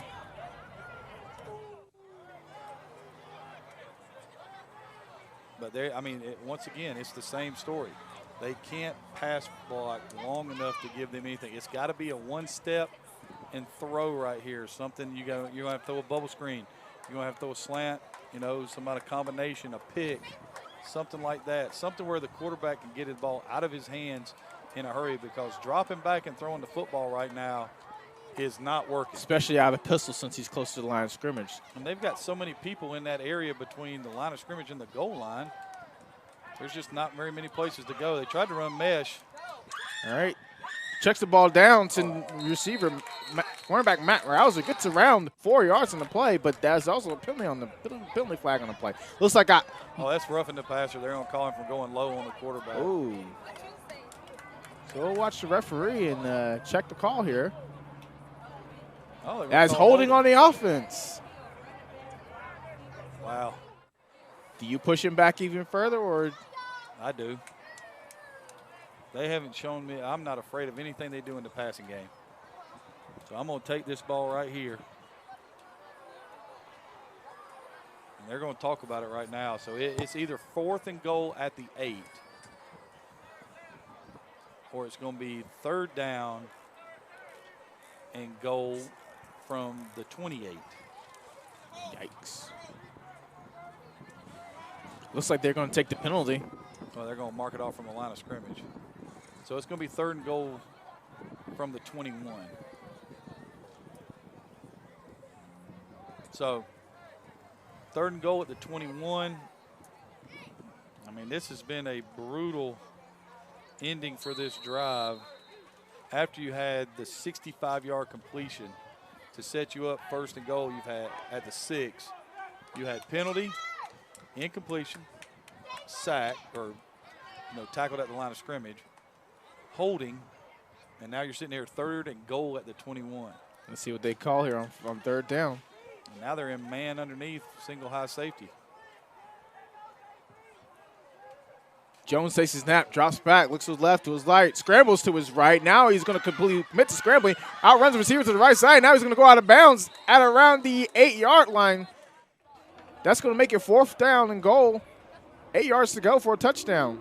So if they would have declined the penalty, you'd have had the same situation. 4th and goal at the 8. That's a 13-yard gain, though, and that gets them back into a chance. I wouldn't be surprised if Columbus took time, or excuse me, not Columbus, but if Gulf Coast took time out right here.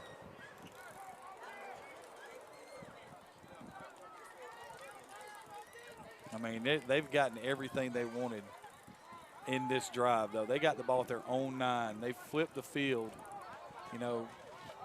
You're looking at it from a standpoint that they've gone 91 yards right now. No, excuse me, 82 yards right now. All right, Jones takes a snap, looks to his left and his right. He's now scrambling to his left. He's going to try to take it into the zone, but he's going to be short. Looks like he's going to be down right inside the 1-yard line, so that's going to be 1st and goal now for the Storm. Yes, sir. Looking at the instant replay, he is down just at the 1-yard line, so he missed it by just one short little yard. So nice that's little a 9-play, 90-yard drive for no points. 9 plays, 90 yards, no points. That is not good for the Gators. Well, the Gators' offense has picked it up here in the second half. Their defense, if you look at it right here, their defense gave up 6 yards after the terrible punt and got off the field. So they have given them a chance, and now you've flipped the field. And just so you know, Dorian, this is 58 Live, which is home of the safety, because it seemed like for every week we did a game there were multiple safeties in the game. And look where the ball's at. Right at the 1-yard line. In the last 3 plays that Columbus has run has been -6, 0, and 0. Uh-oh, and it looks like we might – that might – it's a safety. We call it safety. Oh, my goodness. Safety for the Gators. As a snap went over the head of one of their running backs, number 20 – excuse me, he's a linebacker, lined up as a running back, number 26, Isaac Austin. goes over his head. Ball rolls to the back of the end zone for a safety for the Gators, and you called it, Coach. You called it. Every once in a while, you get one right. Yes, sir. Now here's the worst part about this. You've already given up a kickoff return for a touchdown. Now you got to kick it from your own 20. So there's going to be a return, all right? Unless you found somebody on the sideline or at halftime that can kick the ball 80 yards in the air, there's going to be a return right here. And you're looking at it, the opportunity of being up 5 and then down, 3 or 5 within 20 seconds. So you got off the field, and after you get off the field, after you get off the field, the next thing that happens is you got a bad snap. You got the punt, or, you got a bad snap, you got a safety. Now you got to kick this thing off. This is all kind of horrible, and they're going to punt it. Score is now 14-17. Gators have decreased. We have a nice little punt. Caught at the 25-yard line. Ball goes to the 40, 45-50, and he is down at the 50-yard line. So a nice, once again, we have great field position for the Gators.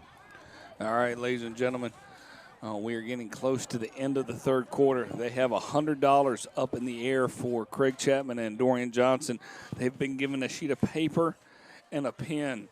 The worst fear of an offense and defensive lineman's position. What is it going to be, gentlemen? People have chimed in on Twitter. They have chimed in on text messages. They think they know the answer. We have literally stopped their momentum, getting ready for this next play. Fourth quarter action, get ready for it. Third quarter, gentlemen, 17-14. Y'all have been so wrong on this. And we are guessing. So glad. I am so happy that we got a good 17-14 game. Very rarely do we get a great game in anything that we call. Sometimes it's always lopsided. So, gentlemen, with 2 minutes and 27 seconds, I'd like you to grab your sheet of paper here on this timeout and write down what you think the proper answer is. Fold it. I'll come back and pick it up. And then at the change of the quarter, we will announce what your answers are and see if you actually won $100 today. All right. No fear, no thoughts, just good luck. Back over to you, gentlemen. 17-14 APDFL, last regular season game, a East versus West division matchup here. Game of the week, we got the Columbus Storm versus the Gulf Coast Gators. The Storm up 17-14, but they look like they might not be able to handle it. Gentlemen, back to you. So we got a flag on the first snap. Looks like it's going to be a false start. Walking it back. So that's definitely not the way you wanted to start the drive. I love the white hat explained it to somebody, and they just held their hands out the side like, huh? What? Why Mr. Official, that wasn't a penalty. So now we're going to have the customary rush prost timeout where he doesn't call timeout, just talks to the referee. They're just having a brief discussion about the call. And I'm going to go ahead and tell you as a coach, he's never going to be happy about it because I've had conversations with referees where like, you do realize it's the wrong down. And they're like, no, it's not. I can show you it's the wrong down. Show them it's the wrong down. No, you're wrong, coach. Go back and show it to them on film. It's happened multiple times in high school. All right, so Gators come back with doubles on both sides of the field, with pistol in the back. They're going to hand the ball off. Uh-oh. Now, nice little run up the field. He's still churning and running his feet. Oh, my word. He gets the first down. So after that 5-yard penalty, an 18-yard gain. Nice little run there by Jamarius Green once again. Running through people. And that's what you were talking about earlier, running straight downhill. We have been missing that power game from the Gators like they showed in the first drive, and now Green steps out of the game, hand the ball off to, looks like that's going to be around a 3-yard gain for the Gators. But, I mean, you can see it right now. It's starting to take its toll. Plays that were getting tackled at the line of scrimmage, or they were getting 1-yard gains or 1-yard gains, 1-yard loss, even that didn't look like much, but it was a 3-yard gain. Yep. All right, so they line up back in the pistol again. Number 6, Burnett has checked in as another handoff to him. That's looks around a 2-yard gain. You got an injured lineman down. That is not good for. Looks like the injured player for the Gators is number 54, Bruce Brieg, 6'2", 260-pound O lineman. So you had a 6'4", 380-pound O lineman, and a 6'2", 260-pound O lineman. All right, look on the score. On the screen, you can see this is the outlook for the top 4 teams on the APDFL West. See, the Gators are the number 2 team in the APDFL West Conference. It's interesting to me if when we talk about stuff, and the transitive property cannot, and will not ever work in football. But if you look at Columbus played a team that was right there with Gulf Coast. They played the Mississippi team, and they got trounced. So when you're looking at that, you're thinking that, hey. So you're looking at you're thinking that this might be a blowout, but we have definitely gotten that one wrong. Anybody can win on any given Saturday or Sunday. Hey, man, that was week 3 that they lost the game. That's why you keep yelling, and you can't hear because you got your headphones on. You're Thank good. you. Week 3, that loss. All right, Jones takes the snap, looks to his left, throws to his left, passes incomplete, dropped by number 8. Well, that is one of the worst fears of a receiver is a drop pass. Absolutely. I would just say that. And we're experiencing that here today. You are 58 seconds left. Remaining here. I'm just saying 58 seconds remaining. 58 live. 58 seconds. 58 seconds to get $100, gentlemen. Have you filled out your writing? Absolutely. Okay, I look forward to getting it. Mine is definitely outside the box. I like that. That's good. And you never know if you can get that. All right, here we go. Back to you, gentlemen. 4th down. 4th down and 4 for the Gators. Jones takes a snap, and he fumbles the snap. Fumbles forward. It looks like they were able to recover the ball. What did he call that? Looks like I saw the referee give an incomplete pass sign. But that was not a pass. That was a fumble. How can that? That's got to be an inadvertent whistle. That was a fumble whistle. on the snap. That's got to be an inadvertent whistle. You can't call that a pass. Yeah, that was not a pass. Oh, that my was a word. fumble. Let's see if we get an official call from the referee here. He just called it an incomplete pass. That was not an incomplete pass. Oh, boy. He fumbled the ball straight forward. That would have been. So it looks like they're going with the incomplete pass. It's going to be 1st and down Turnover on for the downs. Storm. Oh, man. That was a huge botched snap on the Gators, and that's given the Storm another chance to score another touchdown. Wow. Wow. Buddy, there would be no way in the world that I would still be on the sideline right now. Same here. There Hat, would not be. Hat, headphones, everything's There's not a way. Everything, like clipboards would be shattered. Pencils would be thrown at people. I mean, there's no way. There would be so many yellow flags on the field right now that you could make a dress out of them. Would they have the police escort you off the field?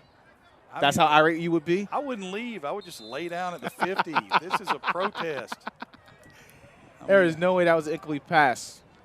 But anyways, it's going to be 1st down and 10 for the Storm. And they have another opportunity to add some more points on the board. With 51 seconds left in the 3rd quarter. This is going to be an interesting drive to see how they try to close this thing out. Are they going to keep throwing the football? They're going to try to go back to running it. They have had no success running the football. All right, so we have a quarterback jet sweep to number 4. He runs. Ooh. Nice little run around 5-6 yards. He would get to touch the ball a lot more. He definitely deserved to. He had a huge 2nd quarter with 3 key catches on the same drive. So it's now 2nd down 10, 2nd down for the Storm. We have Stack at the bottom. Silvery back in motion again. They fake the jet sweep and hand the ball to the running back, and that's going to be for it's met by a host of Gators. They're going to give them 2 on that. So it's going to be about 3rd and 3 right here. Looks like we have a couple of Gators down the field, slowly getting up. Number 48 has gotten up. Looks like number 84, Shaquille Campbell, the D-end, is not getting up. And that's going to be the end of the 3rd quarter right here. Scores now. Gulf Coast Gators 14, Columbus Storm 17.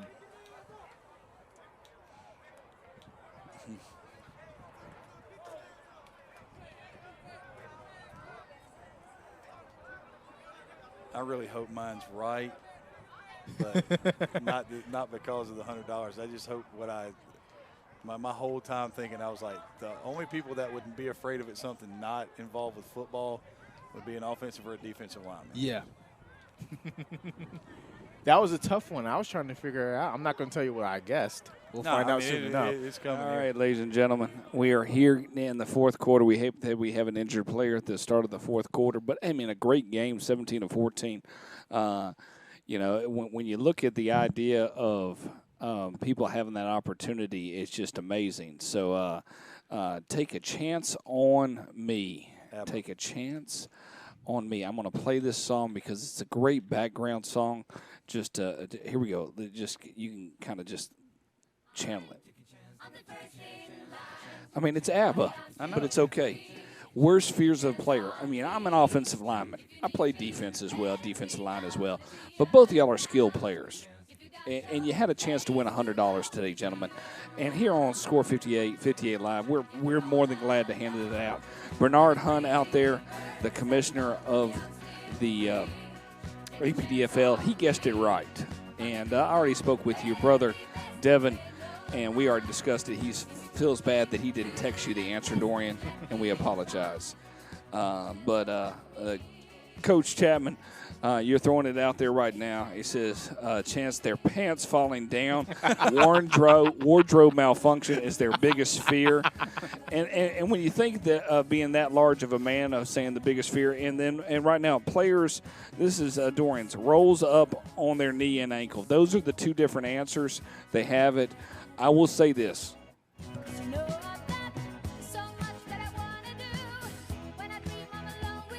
I will say simply, being an offensive lineman and defensive lineman in the world, the worst fear is conditioning after practice. Oh, I'm so upset that I didn't get conditioning after practice. It is the biggest fear of our life.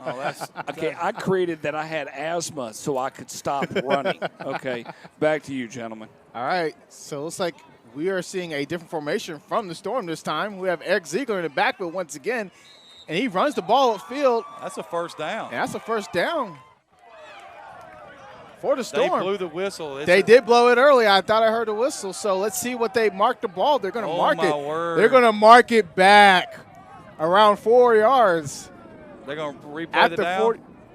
No. Are they going to do an inverted whistle and replay the down? I have no clue. Yep. Yes, they are. Wow, what happened? He thought he was down when they went into that big scrum, and the side judge didn't see what was happening and blew the whistle. Wow. So that's going to be – I can already tell you right now, that's not going to make anybody on Gulf Coast because they just got the worst call in the history of football. And he clearly got the first down, too. So it looks like they're going to line back in the same formation. Twins to the bottom of the field. Hear a whistle again. I'm sure that's when the coach is yelling at the referee. Probably going to get a sideline warning. Well, I'm a loser, baby. I knew it was coming. He's about done today, buddy. Yeah. We're about to get a cap throw and a sunglass fight. It's coming here in a second. I just saved myself $200 on both of y'all. That's what happens when skilled players. Skilled players just don't understand the fear linemen have. No, I'm mad at myself because I should have known that from coaching for all these years. I should just fire myself into the sun. All right. Fumble snap. Let's see who recovers the ball. Oh, the ball it looks like the Gators. No, they didn't. The Storm recovered it back. Wow, that is a huge as a huge fumble. Oh, my word. The guy from Gulf Coast had a chance to run this thing back for a touchdown. Number and 20. Missed it. Gerald Tober was able to recover the ball, but that's a huge loss of downs for the Storm. And they get a chance to punt this thing now instead of running the kickoff the kickoff return team out there. That should have been a touchdown. That was out there in the open, just pick it up and run for a touchdown. But coaches, you saw the play before. That might not have happened if they were not blowing the whistle so early. That's clearly first down for the Storm. And nobody on that other sideline cares because they're like, you just called a fumbled snap and incomplete pass. All right. So Slayton Graham back to punt the ball for the Storm. Oh, there's definitely a penalty on that. No penalty. And they didn't throw a penalty flag on that. No, sir. So the ball's been punted down at the Cotton 26-yard line. Oh, nice little tackle. Nice coverage by the Storm. Look, that was a 4-yard return by number 1, Quan Johnson. And he's been a menace on the return game all day, but it's going to be first down and 10 for the Gators. 12:39 to go. Gators have the ball at their own 29. A chance right here to take the lead. But, chances are running out. So, if I'm them, I got to figure out a way. It would be in there. I guarantee you their coaching staff right now is thinking, we want an 8-minute drive. We want to run the football right at them. Run down the clock and then score within less than 5 minutes left. And put all the pressure back on them having to throw it and not being able to run the clock out running the football. All right, so they hand the ball off to the met by a host of Storm, and he's going to be down right around the 34-yard line.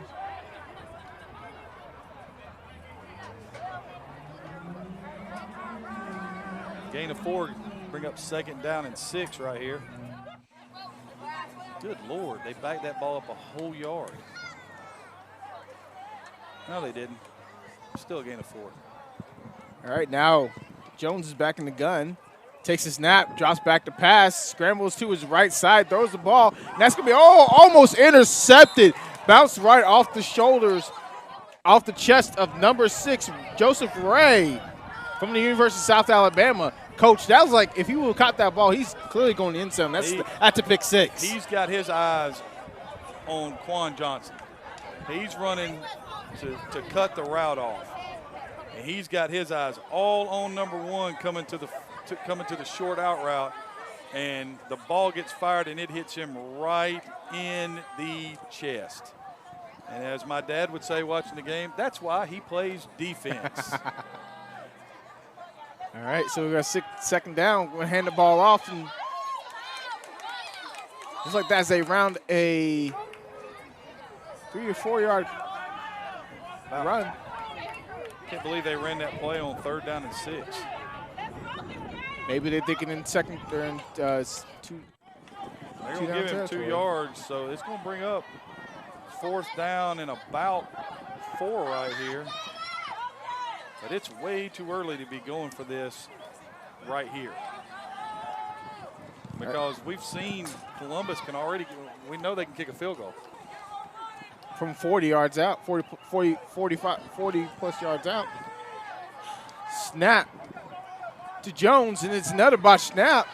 He rolls to his right, keeps scrambling. He's not going to breaks a couple times, throws the ball right across the other side of the field, and the ball is. Did he catch that? Did he catch that ball? We'll check the receivers. Looks like that might be an incomplete pass. We're watching the looking at the replay. Number 1 might have caught it, but number 4. That was a great play by the quarterback. They are not going to give him that catch, so it will be a turnover on downs. Wow, LeBaron Chambers with the drop pass. He was wide open. Ooh. Wow. It's going to be a 1st and 10 for the Storm. Right at the 36-yard line. 3, 4, 5, everybody in the car, so come on, let's ride to the liquor liquor store around the corner. The boys say they want some gin and juice, but I really don't wanna be a buzz like I had last week. I must stay deep. Must be in La La Land because I thought I heard Mambo number 5. Can we just be on the beach with the pina coladas? That is a definite statement, and the answer to that for me is no. All right, so it's going to be 1st and 10 on the 36-yard line for the Storm. Wow, wham. Here it comes. Ziegler in the backfield. Looks like they're going to try to run the power run game here. It looks like that might have been a false start on the Storm, though. Yep, false start in the Storm. Looks like their left end, he jumped off sides. Yeah, that tackle, he flinched in his stance. It's really interesting to see what happens right here because they ran this play like we talked about on the inadvertent whistle, and it gained about 6 or 7 yards, and then it came back, and then they fumbled the snap. So, you know, they have a chance to run so far away on this drive and score. We will see. Looks like they're going to go with the same formation.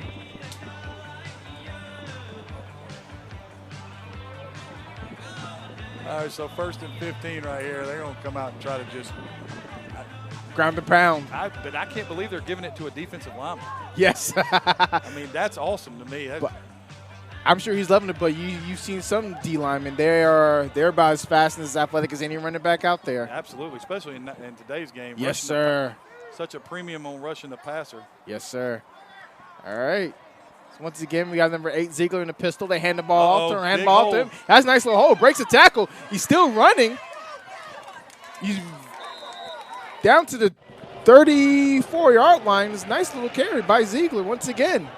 That's a gain of 7. It's going to bring up 2nd and 8. That's a defensive tackle. Okay. All right. Okay. I can't even imagine what trying to tackle that dude was I like bet in that high is school. not fun. That is not fun. They're breaking the same formation once again. Ziegler is the pistol back. Drinker in the pistol. They're starting to pass the ball. He's going to look to his left. The ball's out! And it is recovered by the Storm. But wow, what a clutch hit by the Gators. And I think Drinker still might be down on the field. He was down. That's a huge sack by the Gators and a huge forced fumble, but Drinkett is down on the ground. He's holding his right arm. Yeah. That's not good for the Storm. That is not good at all as he's holding it at that right angle, so he might not be able to come back in the game for the rest of the day. No, you never, ever, ever want to get hit like that as a quarterback, ever. Have you ever been hit like that before, I Coach? have, and it is no fun. Loss of 18 on the play. Wow. Loss of 18. And I'm gonna tell you right now, though, he didn't know, he didn't see that. Not at all. And the DN hit him right on the arm as he's throwing the ball. There'll be some people tough thumping for that. Let's see who they're going to put in this quarterback now for. I would put number 8 back in the game, snap the ball, run it, punt them down deep, and make them drive the field. They haven't shown that they can do it. They have not. Had the 190-yard drive, but they had a 65-yard pass in there. You got to punt them. Just run the football, drop it inside the 10, and be done with it. I mean, that's it. Don't try to do anything pretty right here. Don't try to do anything fancy. There's 9 minutes to go in the game. It's 3rd down in the next month for a 1st down. So I would snap it to him, run the same play I ran on the goal line. I wouldn't try to throw the ball, wouldn't put it in harm's way. Yes, I did say that the offensive linemen were afraid that their pants would fall off. All right, so it looks like they're putting in number 6 as, nope, negative. That's number, I want to say number 30.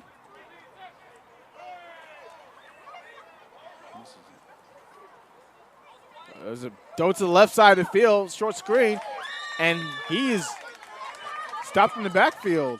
Yeah. Pass was completed to number 6, Joseph Ray. And he lost 4 more. So on the last two plays, they've lost 22 yards. Going the wrong way.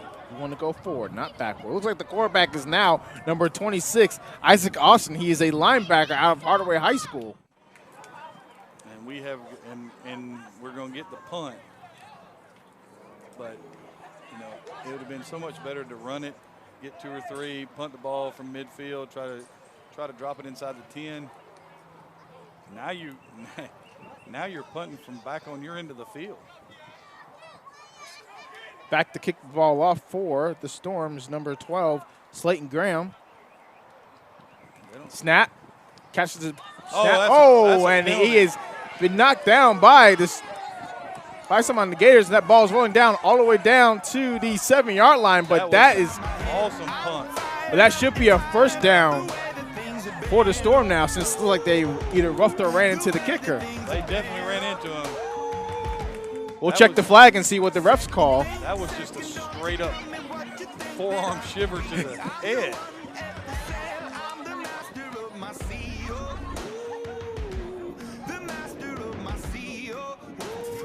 All right, we're going to check the flag.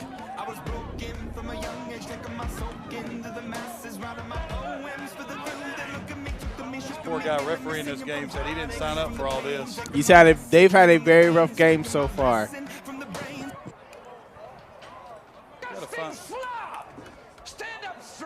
And it looks like it is a roughing the passer.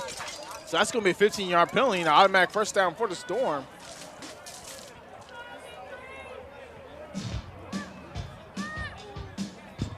Yes, it is. After a key stop by the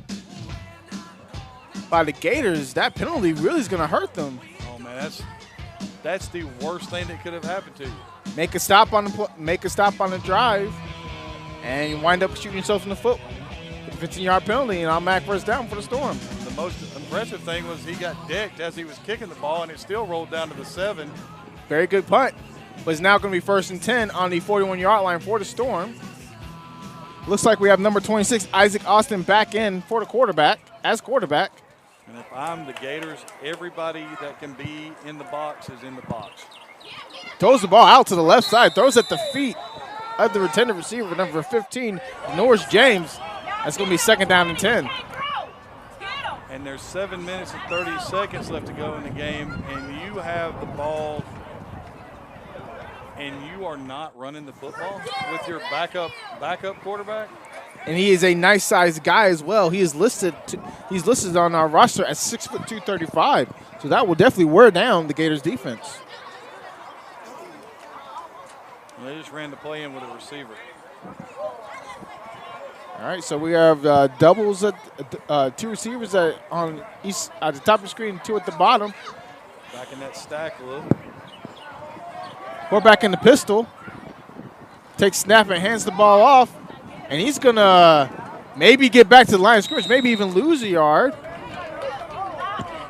going to bring up 3rd down and 10 right here. And I'm telling you, Gulf Coast should be bringing everybody. The best chance that you have right now as the clock ticks is to create something in the backfield where there's a chance for the backup quarterback to botch a handoff and to pick up a football running the other way real fast. I can assure you that somebody over there is saying, send everybody. Make him throw the ball. All right, so we have 3rd down here for the Storm. Looks like they have exchanged quarterbacks. We have number 12, Slayton. No, it's not him. Wrong number. No, it's the same dude that made the play. All right, he drops his left and avoids a sack. Still scrambling, is out at the 45-yard line. This offensive series has been a disaster. Absolutely. That was -4, so they'll be punting again right here. But they didn't turn it over. Most important thing. And right now the most important person on the field is number 12. And Slayton Graham. And that is Graham. And he's going to, I mean, he's had a heck of a game. His last punt was amazing while he was getting body slammed. It was a WWE move. Looks like we have a player running. Well, he's not running onto the field. They got 11 on there right now. So if he ran on the field, then that would be the first time. That's a offsides on the defense. Let's see if they make that correct call. Yep, offsides on the defense. That's going to scoot them 5 yards up.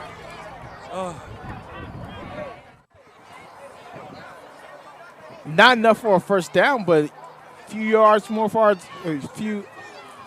they're able to go up a few more yards, and they can actually definitely punt that ball deep inside the 5-yard line. And I think the clock starts back up. There it is. So we're under 6 minutes right now. The clock should be running because I just saw him wind the clock. Graham takes a snap. Kick is off. Sky high in the air, and it's caught at the 8-yard line by number 1. He avoids 2 tacklers. Makes another 30, heads to the left side of the field, and he's tackled at the 41-yard line. That is a huge return for the Gators. That's Johnson again. He Yes, has been sir. electric in the return game. He has been a menace on the return game all game long for the Gators, and that's going to be 1st and 10 for them at their own 41-yard line. Now my question is this: he's that good in the return game. Stand up and throw him a screen. Well, we saw he scored on the screen early in the first quarter, so that's definitely a play they need to go back to. Stand up and throw that man a screen. Hey, snap the ball. You ain't got to wait on them. Number 75 is trying to figure out what's going on. He just cost them a chance to snap the ball. Looks like we have trips to our right, single receiver at the top.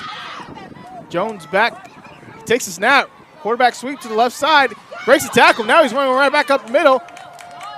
Runs to a gang of Storm and is down at is officially down.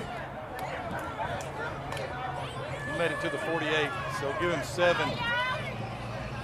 2nd and 3 right here. Good play call for a first down. Same formation. Now the running back is to his running back still on the same side, his left side. Motion. Moves back to his original location. Takes a snap, low snap, hands the ball to running back, and now he breaks the ball. He's down at the 39-yard line, and the Gators are moving the ball by running the ball. This is the running game we've been looking for since the first quarter. 2 plays, 20 yards. Now their biggest problem is they won't run the ball inside the 20. They haven't called. I can't remember a running play they've called inside the 20. 1st and 10 on the 39-yard line for the Gators. Clock under 4:30 at the snap. Trips at the bottom of the field. Running back to Jones's right. Takes a snap. Runs around the middle. Quarterback power, and he is met at the 41-yard line by a host of Storm. And his helmet has been taken off. Looks like he's looking for a penalty call right there. Now does he have to leave the game? It looks like he is. He's walking right off the field. So that's going to hurt him for one play.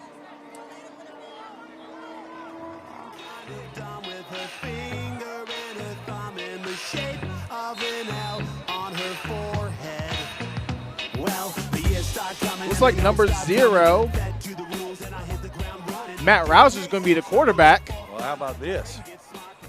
2nd down and 9 right here. I'm feeling a read option on this play. Motions receiver towards the middle. Hands the ball off. Running back breaks a couple tackles, and he's down at the 34-yard line. That's number 2, Jamarius Green. It's going to bring up 3rd down and 5. We should see the quarterback coming right back in the game. And I want him to go to 2 backs again. I agree. Run the ball even more.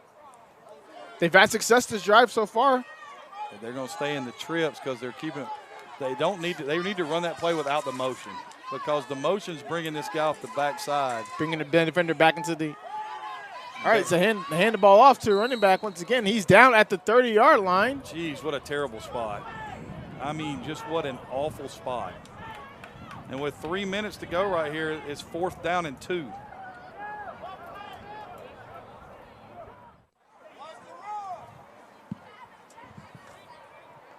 Fourth and 2 right here. Ball's on the 31-yard line. They need to get to the 29 and get the first down. Somebody in the stands just yelled, "Watch the run." I've been in that situation because the player, you can't hear the fans screaming at you. I got press coverage up at the top. Linebacker is sitting 7 yards deep. Looks like they're about to try to sneak it. Quarterback just goes in the center. Yep, he tries to sneak it, and it looked like and he fumbled the ball. Stormers saying they have the ball. We'll see what the refs say. They're going to give it to the Gators. It's going to be first down. That shouldn't be a first down. It's fourth down. Let's see where they spot the ball.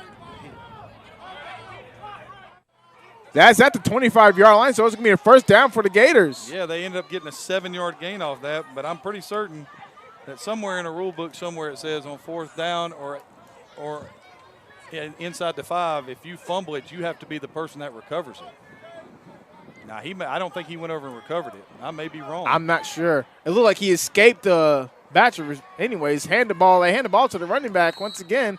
He gets around 4 yards in the carry. That's number 0, Matt Rouser. And the clock is just rolling.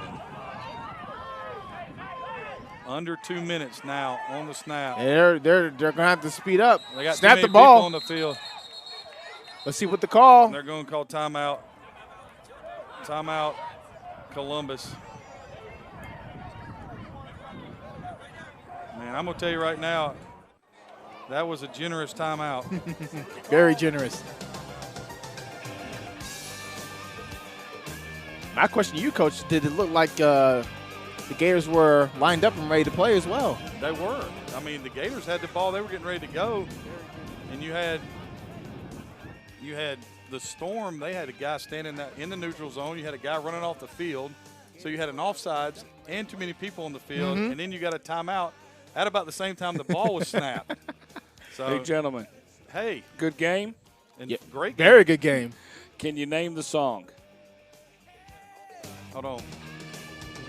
I'm already going to tell you now. I know you can. One of the greats. You got to just turn the hat around. Turn their hat around. It's like a diesel to get things started here, okay? Is that over the top? It is. Winner takes all, man. Got to win this game. What's going to happen, gentlemen? Gulf Coast, Dorian Johnson. I think Gulf Coast is. Are they going to win, yes or no? Yes. Oh, Craig Chapman, they're going to win or yes? They're not. Okay, all right, I'll be quiet. Let y'all figure out that yourself. Bye. All right, second down and around 7. Hand the ball off to the running back. He breaks a couple of tackles, and he's down. Takes a big kick, and it looks like he's down right around. I think they're going to give him a first down. First down. Gain of 6 and another first down. This has been an impressive drive. This has. And they've done it completely on the ground. I have not seen the ball, throw the ball one time this whole drive. Why are they stopping the clock? Oh, they moved the sticks. My Yep. bad. I'll shut up now. That referee on the Gulf Coast sideline is not having a fair day. Not having a good day at all. It's going to be 1st and 10 on the 14-yard line for the Gators. Driving here with the minute 25 left. They hand the ball off to the running back, and he stopped short. Gain of 1. He's going to bring up second down and 9. Clock at a minute 14 and rolling. Looks like the Gators have called a timeout They here. have. With 1:12 left on the clock. 119. 119, they've changed it. Got a little excited. So, I'm going to ask you this question. This entire drive has been on the ground. They've got 2 timeouts left. Mm-hmm. It's second down and 9, right at 9, maybe 10. But because they've run the ball, and we're looking at right here, 9 consecutive running plays, they got the football just under 6 minutes to go. This is the drive they wanted the drive before this. That's correct. But now that they're sitting here, they're at the 15. All right, so it's second and 11. They called that a loss of 1. So now it's second and 11. Right here's the time where, right now everybody is coming off the edge to try to make that stop. This is the play where you fake it and throw the bubble screen. And you throw it to Quan Johnson, and he runs into the end zone. And I'll be glad to be wrong, and them win, because I'm not rooting for anybody. I just want to see a cool ending. But look who's in the slot right here. Quan Johnson. Let's see what they do. And this guy's not covering him. This guy is going to blitz off the edge. Yep, unless he peels back. So what we have right now, they've adjusted. He's now, the running back's now on the right side of the quarterback. Mr. Jones takes a snap, goes back, and he scrambles to the right side. He's under pressure, continuing to scramble. He throws the ball, and that's going to be incomplete, knocked down by the Storm. Oh, my goodness. That was almost an interception. Ooh. I'm still saying throw the bubble screen. In my world, the answer to every question is throw the screen. That's not always a bad call, but it looks like the pass was intended for number 8, Tyree Mims, and just out of his reach. So now it's 3rd and 11. Once again, that pressure from the Storm and just got right to Tyrone Jones once again. There's nobody to block this guy. You've got a guy that's been playing running back the whole game, playing defensive end over here, and then a blitz coming outside of him. All right, 3rd down. Takes a snap, and now he's rushed once again. He is sacked at the 23-yard line by the Storm. Right on the 3rd down play. And it looks like the Gators have called a timeout. And this is the game right here. At the 23-yard line by the Storm. And the story of this right game. On the 3rd down play. When they go back and watch this. The Gators have called a timeout. When they go back and watch this, they're going to talk about their offense inside the 20-yard line. That has absolutely killed them. They've had multiple drives where they've driving the ball inside the 20-yard line and have unable to score any points. And right now, if you look at it, the only points of the second half were safety. Yes. So, hey, give us a recap there, Coach Chapman. Tell me what's happened so far. 17-14. People that just joined us here on Facebook. Tell me what's going on. Gulf Coast scored first. They returned a fumble to the 13-yard line, and after losing 3 yards on 1st down, they threw a 16-yard bubble screen to Quan Johnson for a touchdown, which is the reason why I've been calling for it. After that, there was a 5-play, 32-yard drive for the Columbus Storm that resulted in a field goal in a 6-3 game. After that, Columbus got the ball back, went 81 yards for a touchdown, got the ball right back, went 60 yards for a touchdown. And then after a 9-play, 90-yard drive that didn't result in any points, Columbus snapped the ball over their running back's head in the end zone to give the safety, which leaves us at the 17-14 score we're at now. All right, 4th down. Jones goes back, throws the ball. It's complete to Quan Jones, but he's going to be short. He's going to be a yard short. We've been calling for Quan's number all game. They finally throw the ball to him, but he winds up being a yard short for the first down. For first down. That's going to be a 1st down and 10 for the Storm. Needed 16, got 15. Yes, sir. Good play call. Pass was good. Quan keeps his feet. That's a 1st down for the Gators, but that is a 1st down for the Storm with 48 seconds left on the clock. This might be a huge upset. Well, it's going to be a huge upset because all they got to do is take a knee right here. Do not fumble the snap. Just take a knee.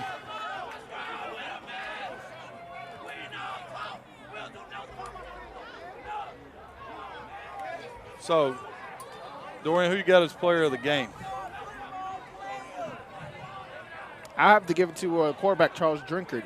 He really came alive in the second quarter with some key throws and a couple of big runs as well. Absolutely. I agree with you there. What about on defense? We'll have to give it to number ends, to when it ends. I'm going to have to give it to Eric Ziegler because he's caused pressure all game, not to mention he's also got some carries on offense as well. I agree. Those are 2 great choices.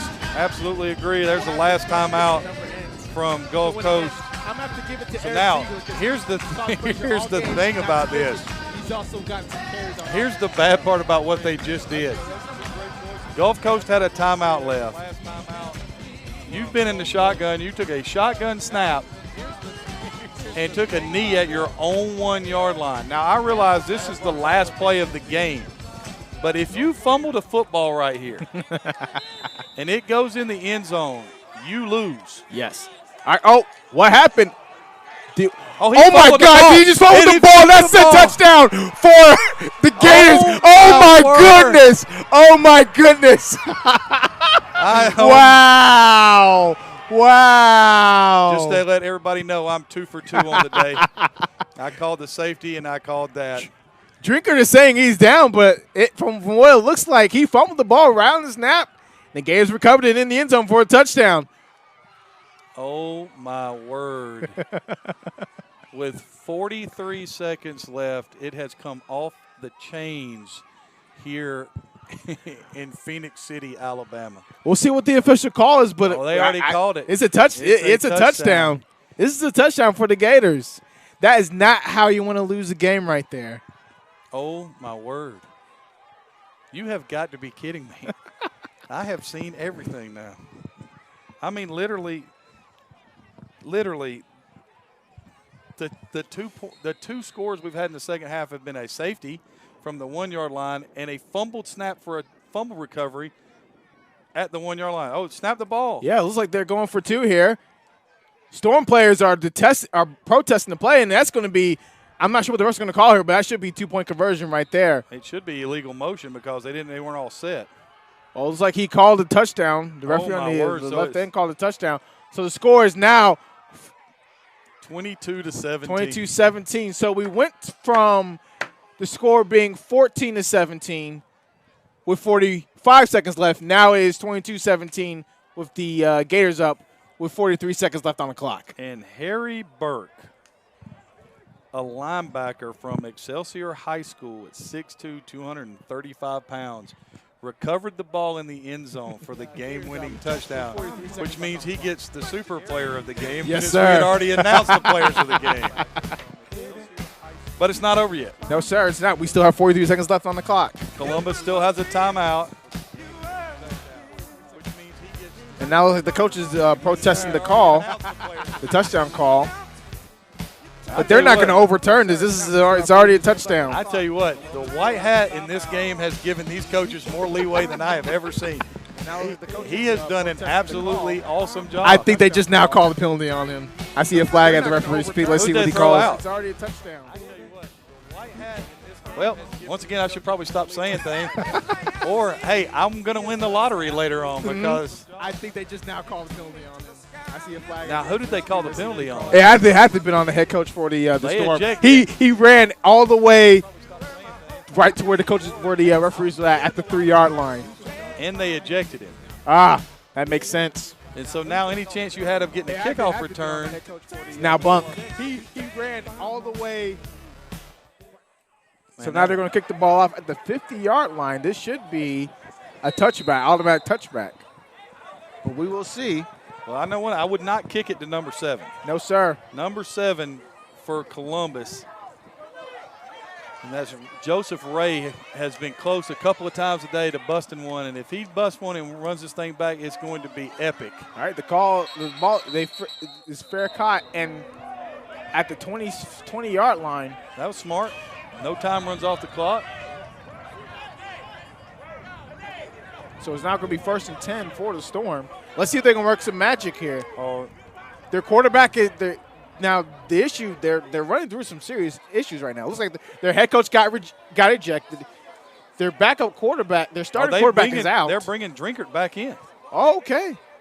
He's coming back in. He's putting the hat on in the huddle right now. So we'll see if we'll see if he can throw it. But as we saw early in this quarter, we saw Drinkage. He was holding his arm at a right angle, and after getting hit and fumbling the ball. So we will see what happens now. So we have 2 receivers at the top, 2 receivers at the bottom. Running back Ray Joseph to his right. And they have too many players on the field. Unless he's the number 8's left tackle. Looks like number 8's going to be left tackle. Yep. Drops back to pass, and he's going to be sacked once again. Timeout. By the Gators, this time by number 55, T.J. Boyer, out of Fort Walton Beach High School. Oh, they're going to try to snap the ball real quick once again, and Drinkers takes a snap, looks, throws the ball, and it's going to be almost intercepted by the Gators. 23 seconds left on the clock. It's now going to be 3rd and 10 for the Gators, for the Storm. 3rd and 13. He got the sack on 1st down. That is correct. Excuse me, 3rd and 13, yeah. Yep. All right, so there's 21 seconds left. You've got to get something, and I hate to say this because this violates everything that I believe about 2-minute offense, but you've got to throw this football deep down the middle of the field. You don't have much of a choice. You have to throw it down the middle of the field, catch it, and spike it immediately. All right, Drinkers drops back the pass. Like they're throwing right down the middle. Left side of the field. That's a cut by number 15, and that's going to be down at the 44-yard line. Now you got to spike it. Clock stop for the timeout. Great catch by Denoris James.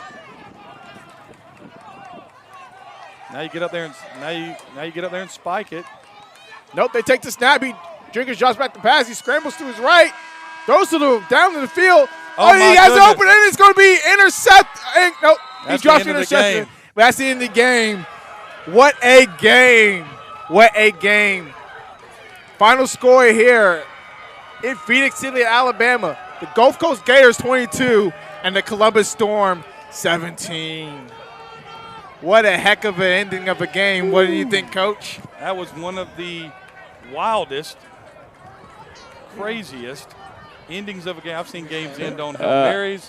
I've seen games end on block punts. Look at you. I've never seen a game end like that. Well, I mean, and it comes down to it. It's nice that it's different divisions playing each other, getting ready for the playoffs.